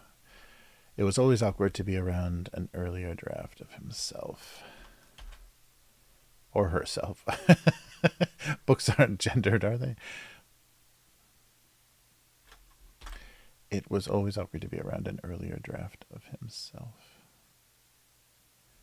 All right. Oh, maybe I should put some writing on top so that you can tell it's a some kind of supposed to be some kind of manuscript.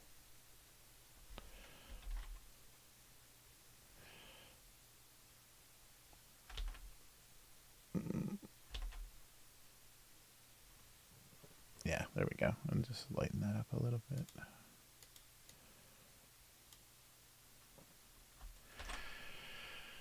All right.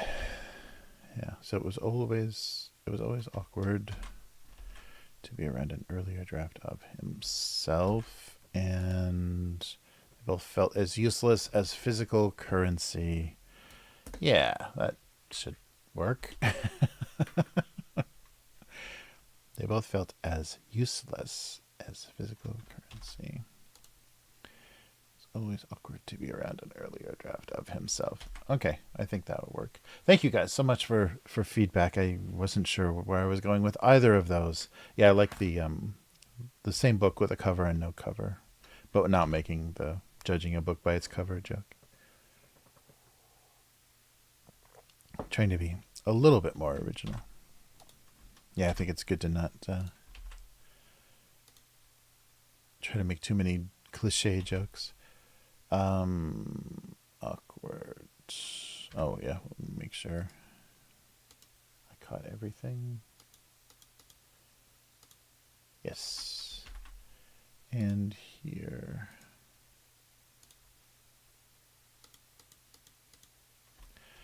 Okay. Yeah, hopefully people can recognize what that's supposed to be, but we'll see. You never know.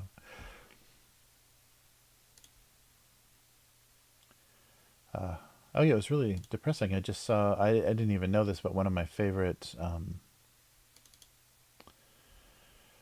shows to do, like comic book things to do, and actually where it got discovered, where this cartoon got discovered, it doesn't exist anymore. They stopped in 2017. They stopped having the Alternative Press Expo. So in San Francisco, they had this really cool comic book show called Alternative Press Expo. Much smaller show, but you got direct access to like everybody. It was all like the best indie comics and kind of alt comic guys. And I got to talk to everybody, like everybody that and that's funny too, because that show, maybe because it was, I think it was only 2 days and much less stressful than like San Diego Comic-Con. So people were in such better moods, and it was just really nice to, really nice to meet people there, because oftentimes when you talk to somebody that you like their work in San Diego, they were so tired and, just miserable and exhausted that they were actually in pretty bad moods. So a lot of people that I talked to were pretty abusive, and became very disappointing. It was that, never meet your heroes kind of feeling. But the Ape show that they called it, the Alternative Press Expo, was so good. And yeah, that's where Shannon Wheeler sent the guys from Go Comics over to my table to read my cartoons, and they took them with them, and then they syndicated it. They pitched a bunch of options that they discovered at the show, and mine was one of them that got picked up. So that was so cool, and it's just gone, because originally Comic-Con, the same company that did San Diego Comic-Con, did Ape. So it was all pretty easy to register for if you did either of those shows. But they dumped it for some reason, maybe just not profitable enough, or you can't invite celebrities. Like they realized, oh, this show can never have Hollywood celebrities, so why do we bother doing it? So they killed it, and it was definitely one of the best shows in the country, easily, because you got the whole Portland comic scene, you got the whole Seattle indie comic scene, San Francisco, and then anything happening in like New York, or not New York, LA. You got the whole like West Coast indie comic scene coming to this one show. It was so good. Yeah. But yeah, that was depressing. That's good, being visited by the ghosts of writers past. Very good.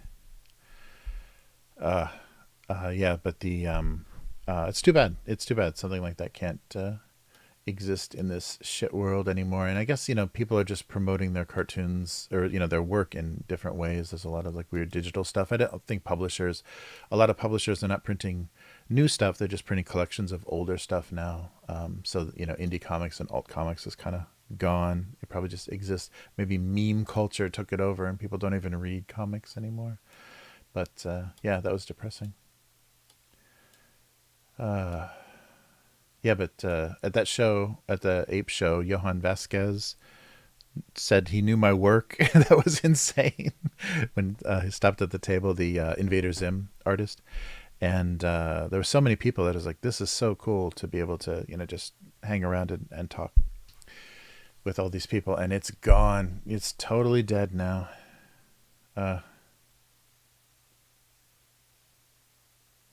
Oh yeah, no, that's a really good point. Is yeah, see what's out there and get people to, but yeah, because people would love to have a something that promoted, what they were doing. Yeah, I don't know. I don't even know what the scene is like anymore, because a lot of the people that I really admired, they got so big now. Like the Too Much Coffee Man, Shannon Wheeler does like New Yorker covers and stuff now. It's just crazy how, or New Yorker, not covers, but cartoons.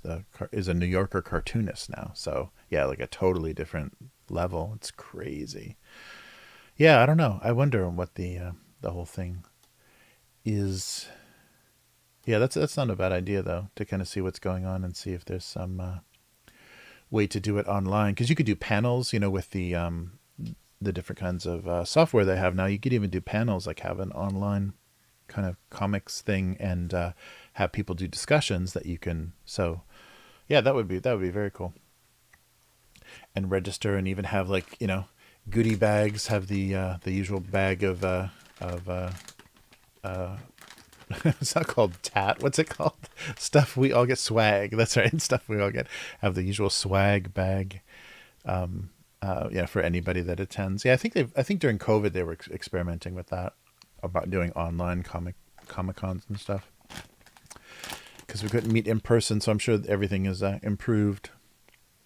All right, what the hell is going on? I hope the video is okay. OBS is looking weird. All right, let's head to the convenience store.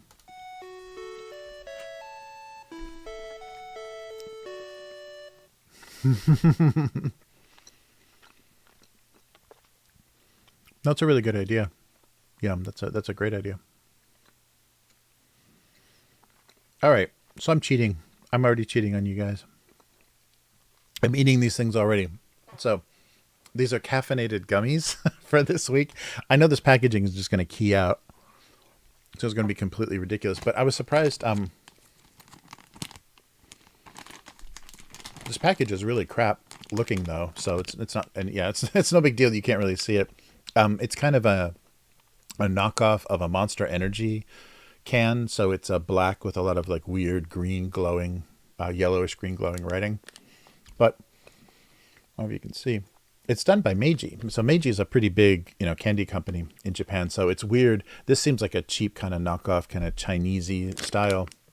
But these are called, yeah, you can't read that either, but these are called Boost Bites. So Boost Bites are there. Yeah, so you can see this can here. You can kind of make out, it's supposed to look like a Monster Energy can. But these are caffeinated, and they're pretty, I got to be careful because I'm probably going to eat too many of these. One gummy has 57 milligrams of caffeine. So I've already had 200 milligrams of caffeine. Okay, let's stop here then. But some of the writing on here is really funny. So they do this rating thing where you see at the top, or you don't, or maybe you can't. It's this is so frustrating. It's all keying out. But it has a rating of 5. There's a red 5 in there. Maybe you can see, but it's the most firm. So they make this like really firm gummy, and the some of the stuff on the back too was really funny. That it focuses you or gets you in the mood to concentrate is what the Japanese says on the back. Gets you in the mood to concentrate. A gummy that gets you in the mood to concentrate. But it's just, 50 milligrams of caffeine. But they're also calling it a very hard, because it is. It's like more like the Haribo gummy bears. They've got that tougher consistency. Yeah, but it's so funny. There's even a QR code on the back here telling you to visit their website to learn about the firmness of the gummy. Like that's the feature you're most concerned about. But here you go. So here it's just everything is key. It's either foil or keyed out. But it's just a bag of these little guys. Oh, see, these don't key. That's funny. So they're not actually, a little bit. Oh, they're transparent, so I guess they do. It's keying a little bit. But even the gummy itself is in the shape of like a half. It's flat on the back, but even the shape of a half can of energy drink. There's a little lightning bolt on it, and it has a little rim at the top, like at the top of a can. So the gummies themselves are shaped like energy drinks. All right, $2.50. But and for me, I've always noticed caffeine delivery is always a weird thing. Like hot coffee, caffeine always works really well for me, but like cold teas or coffees or anything else, it seems like the caffeine absorption or something is a little bit different. And green tea and stuff, like they have in Japan, the caffeine doesn't work at all. Like I can't drink that in the morning to wake up. It just doesn't hit me the same way. So I don't know, like physiology or chemistry involved. But Boost Bites, the Monster Energy drink knockoff. Oh, you can almost see. So imagine everything that's transparent is green. You have an interesting version of the packaging.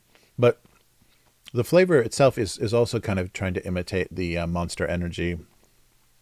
It's that weird lemon lime. But there's also vitamins in here, and the same kind of stuff that's usually in like Red Bull and stuff, those same kind of wacky supplements. But these just stood out to me. It's so silly, and of course, as soon as I brought them home, I'm like, oh, that's right. This is going to be totally invisible on camera. So I should just print out a big poster of a convenience store to put behind me, and so that when I switch over, I don't have to worry about what color anything is to key out. But surprised by the company that Meiji actually did these, because they're such a cheesy thing. But I like there are a surprising number of caffeinated gums and things here, and this is the first time. There probably have been, but this is the first time I remember seeing gummies that were caffeinated. But Black, if you know, that's kind of famous on Japanese snack sites. Black is a caffeinated chewing gum. It's kind of like a black chiclet kind of gum, but that's a caffeinated chewing gum. So they do have caffeine in candies for quite a while around here, because Black's a pretty old, at least from the 80s. Version, but this just stood out as very cheesy and very keyed out. Boost Bites. Yeah, even the name is not. It's really weird. Like none of this makes any sense. It's almost like they had a weird foreigner like pitch this idea that working at the company, because none of it has that weird, like what Japanese people think is funny or what Japanese people like the sound of. Yeah, because the alliteration is weird, and the way that they just knocked off an energy drink can is very strange. So funny though, but they have to make them firm. They have to make them extra hard for some reason. That's very weird. Yeah, they do have also those strong gummies, which I think are more the they're hard, but they also have a very over the top flavor, that they're either like spicy or very sour or something. So strong gummies have been around for a while. But you can overdose on caffeine and not even have to go near a Monster Energy. It's funny, 57 milligrams of caffeine in one gummy is pretty intense. Yeah, that's quite a lot. 100 grams. Oh yeah, so the whole package is 100 grams. Oh, okay. Okay. Woo. Yeah, the whole package is a lot of calories too. But yeah, the Yeah, contents is pretty much the same as if you just look at the back of a Monster Energy. Yeah, so I guess that's what the idea was. But really strangely executed, and I thought very funny. But of course I forgot. I forgot that you can't see them. So I'm not going to show you anything green from Japan ever. Yeah, but very weird. Very weird that it's kind of a more legit company doing this. This seems like one of the cheesier companies should. So there you go. Yeah, my American blood can resist the caffeine of green tea. Yes. So if you want to try some, yeah. So there's probably more gum than gummies. But yeah, there's plenty of caffeinated chewing gum in Japan. If you want to give that a shot, I wonder if this is intended. This is probably, and especially when they went with the energy drink look, probably intended for students. Like high school and university students. Yeah, that's weird. Oh wait, so no, if the whole I'm reading the nutrition thing wrong, I think. Yeah, no, so maybe the whole bag is 57 grams because it's not saying any sort of serving size or portion. So it's 100 grams and marking this bag is 100 grams. So I think it's actually 50 because, I think if you put that much caffeine in one of these little things, I think it would be pretty, the taste would be pretty terrible. So I'm not feeling it anyhow, so.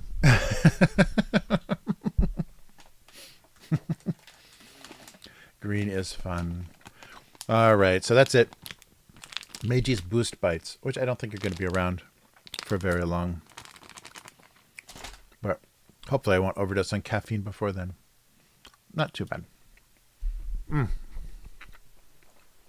Yeah, the flavor is the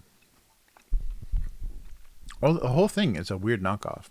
I don't understand what the point is. Yeah, I think it's the whole bag is 57. Because they wouldn't. They usually have a serving size, like they'll say like how many they're talking about. But at the top it says 100 grams, and then the bag here says 100 grams. So, because kids can have like cardiac events and stuff with that much caffeine. So I think I'm wrong about my math is off. And especially because it's something that a kid would eat. Like a kid would sit and eat a bag full of gummies, and you wouldn't want them to have a stroke.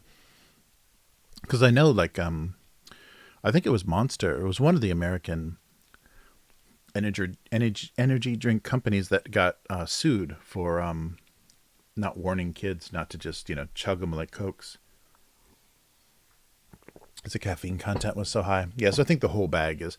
So that's kind of a very misleading, because even if you ate that entire bag, you would still not have the same caffeine as a can of Coke. So Four Loko, yeah, right. They should do Four Loko gummies for kids. A little bit of alcohol, a little bit of caffeine. Yeah, that's right. So there's there's no way they can give you access that easily, give you access to that much caffeine, because that's like taking caffeine pills or whatever. They do have a lot. Asia really loves those little tonic bottles, and I haven't brought many of those on the stream, but a convenience store is full of those. And it's funny because they'll have energy, and they'll have kind of all kinds of revitalizing stuff, all kinds of health stuff. They even have one that says it's good for liver repair. So if you like really drank too much the night before, you can drink this little tonic to help repair the liver damage you did and not die of cirrhosis.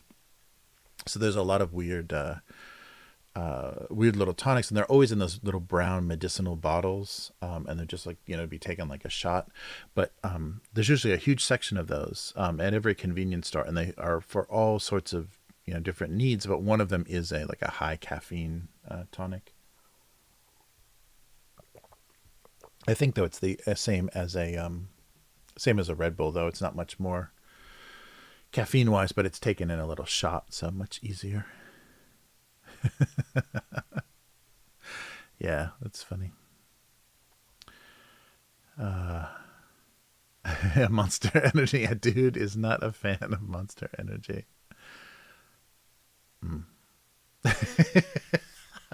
Yeah, right. Yeah, I wonder if there's any. I should look up. I'll look up on my Japanese YouTube account for the monster, the Boost Bites TV commercial. That'd be hysterical. Yeah, it's funny. I wonder what the rules have to be, because Japanese people in general are a lot more sensitive to certain things, so they'd have to be more careful marketing certain things than they are in the U.S. U.S. just lets things kind of go, and then gets sued. Right. Yes, eat a whole bag and create a Facebook for comic artists in one night. Not a bad idea, Yum. Sorry I didn't see that idea sooner. That's funny. Yeah, no, that would be a really cool thing. Um, and I'm sure someone, I don't know, someone has got to be doing that. And if you were like went really hard against that anti, AI everything, that would be good. Have it more hand drawn, and the way everybody should be doing stuff. I don't know. Yeah, I really wonder what's happened to the scene. The kind of, and that may be why that show fell apart. Is just because fewer and fewer people were making stuff. So it just wasn't a common style anymore.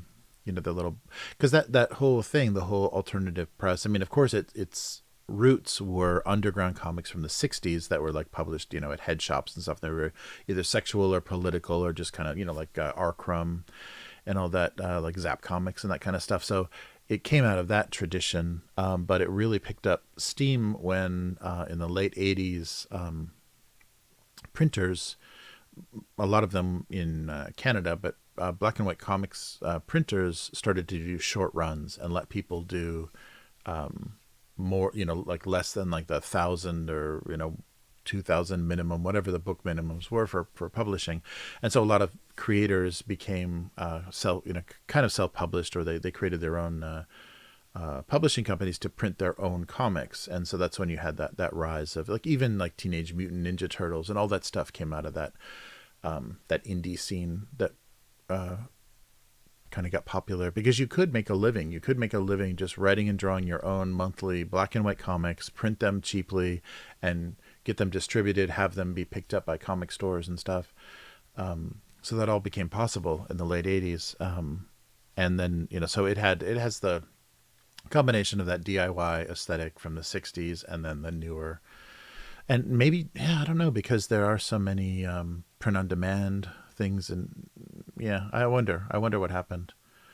And now everyone, I think too many people that want to draw comics now are just drawing, kind of Japanese manga knockoff stuff. Like a lot of the web comics and stuff just look, it doesn't look like they have their own style. They're just knocking off some, style they liked from reading Japanese comics. So they're not really, yeah, I don't know. They don't have the same kind of, there's not a variety of art styles and things anymore. Everything looks like furry art or just a knockoff of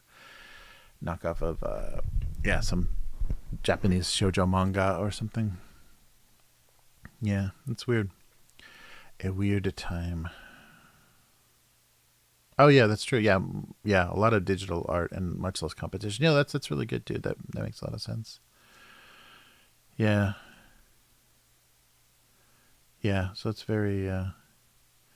The small press, like what they call the dojinshi, the self-published comic scene here, is just huge, and it's always going to be huge, because people still want to, even if they're using digital tools and stuff, a lot of people are still drawing on paper, in Japan.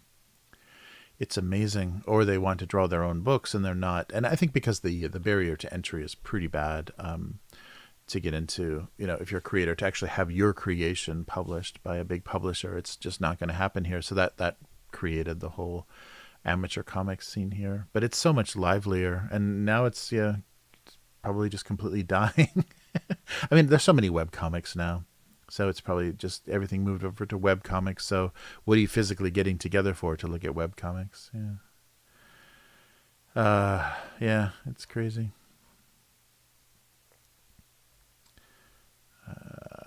Yeah, I don't know. I don't know. Yeah, I think you're right though, dude. A lot of digital art. Yeah, I can't believe, because when I, was first publishing or not publishing, when I was first drawing this myself and putting, domestic abuse on a website, I just submitted it to some, web comics sites, and it got a ton of attention because literally there were probably less than 100 webcomics now, and now probably there's just thousands and thousands and tens of thousands of webcomics out there. So it was much easier to find things. So I was able to get noticed, in the world of digital cartoons, because there wasn't very much going on, and now that's probably where everything is. Yeah, it's crazy.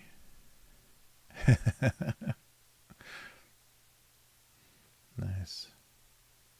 Yeah, there definitely is a ton of undiscovered artists and unique styles.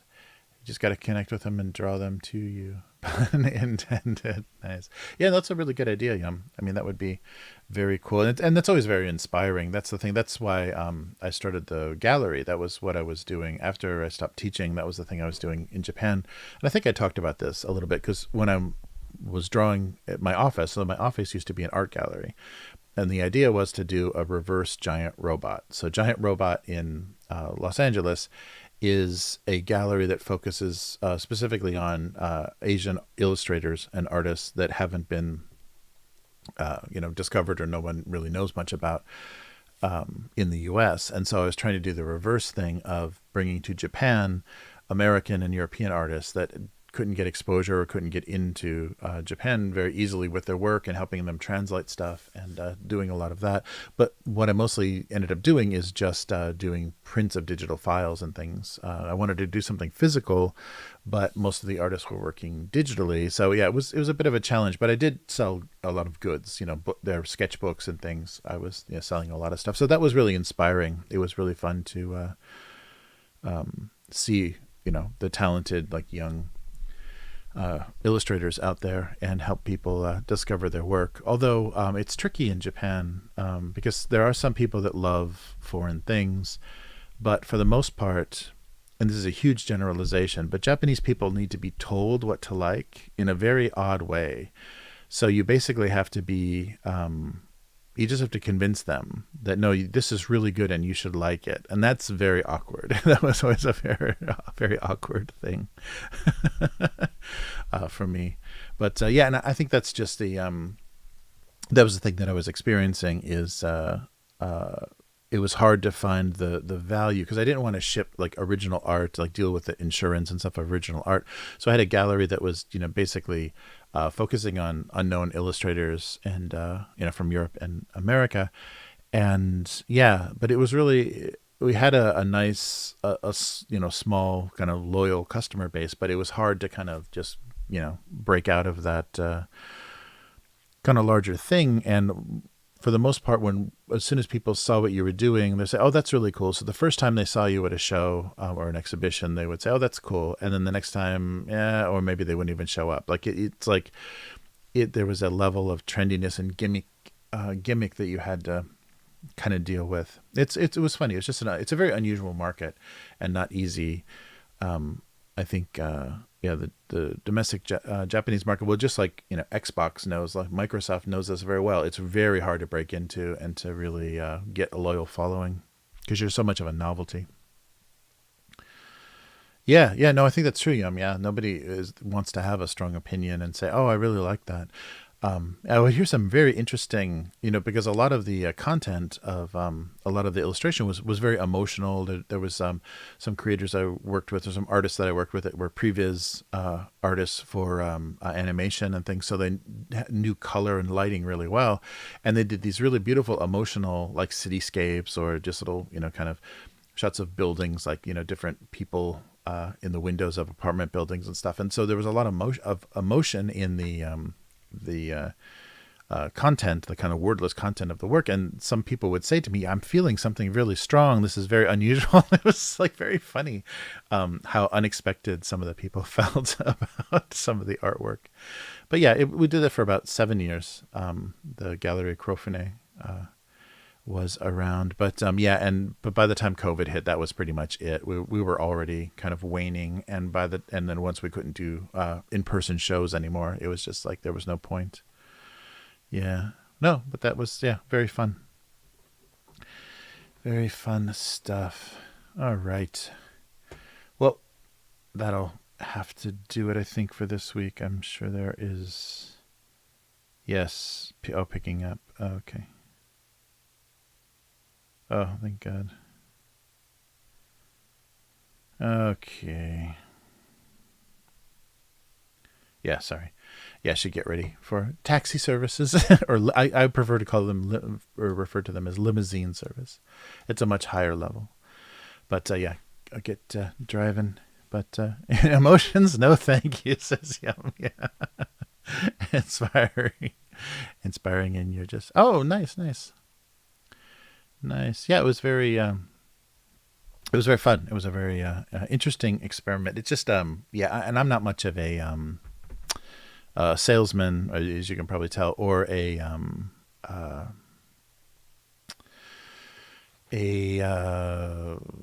not salesman, but just the yeah. I'm not that. I don't have that weird retail kind of sliminess where I'm always trying to trick people into spending money on things, and you really have to do that here. There's a certain level of that I'm not real comfortable with.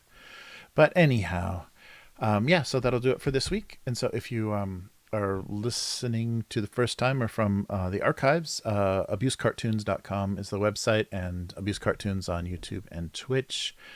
And if you want to support what we're doing, like John and Unknown Girl, please visit patreon.com/abusecartoons and become a patron. Yeah, so that'll give you access to some physical goods and stuff, all kinds of fun stuff. And let me know that, yeah, you want to see more. So thanks again, and we'll be back again next week, hopefully the same time. I don't want to keep being so confusing, but hopefully the schedule will get some semi-regular one of these days. But yeah, so take care, everyone, and I'll see you again next week. So thanks so much for the chat, and see you again. Bye-bye.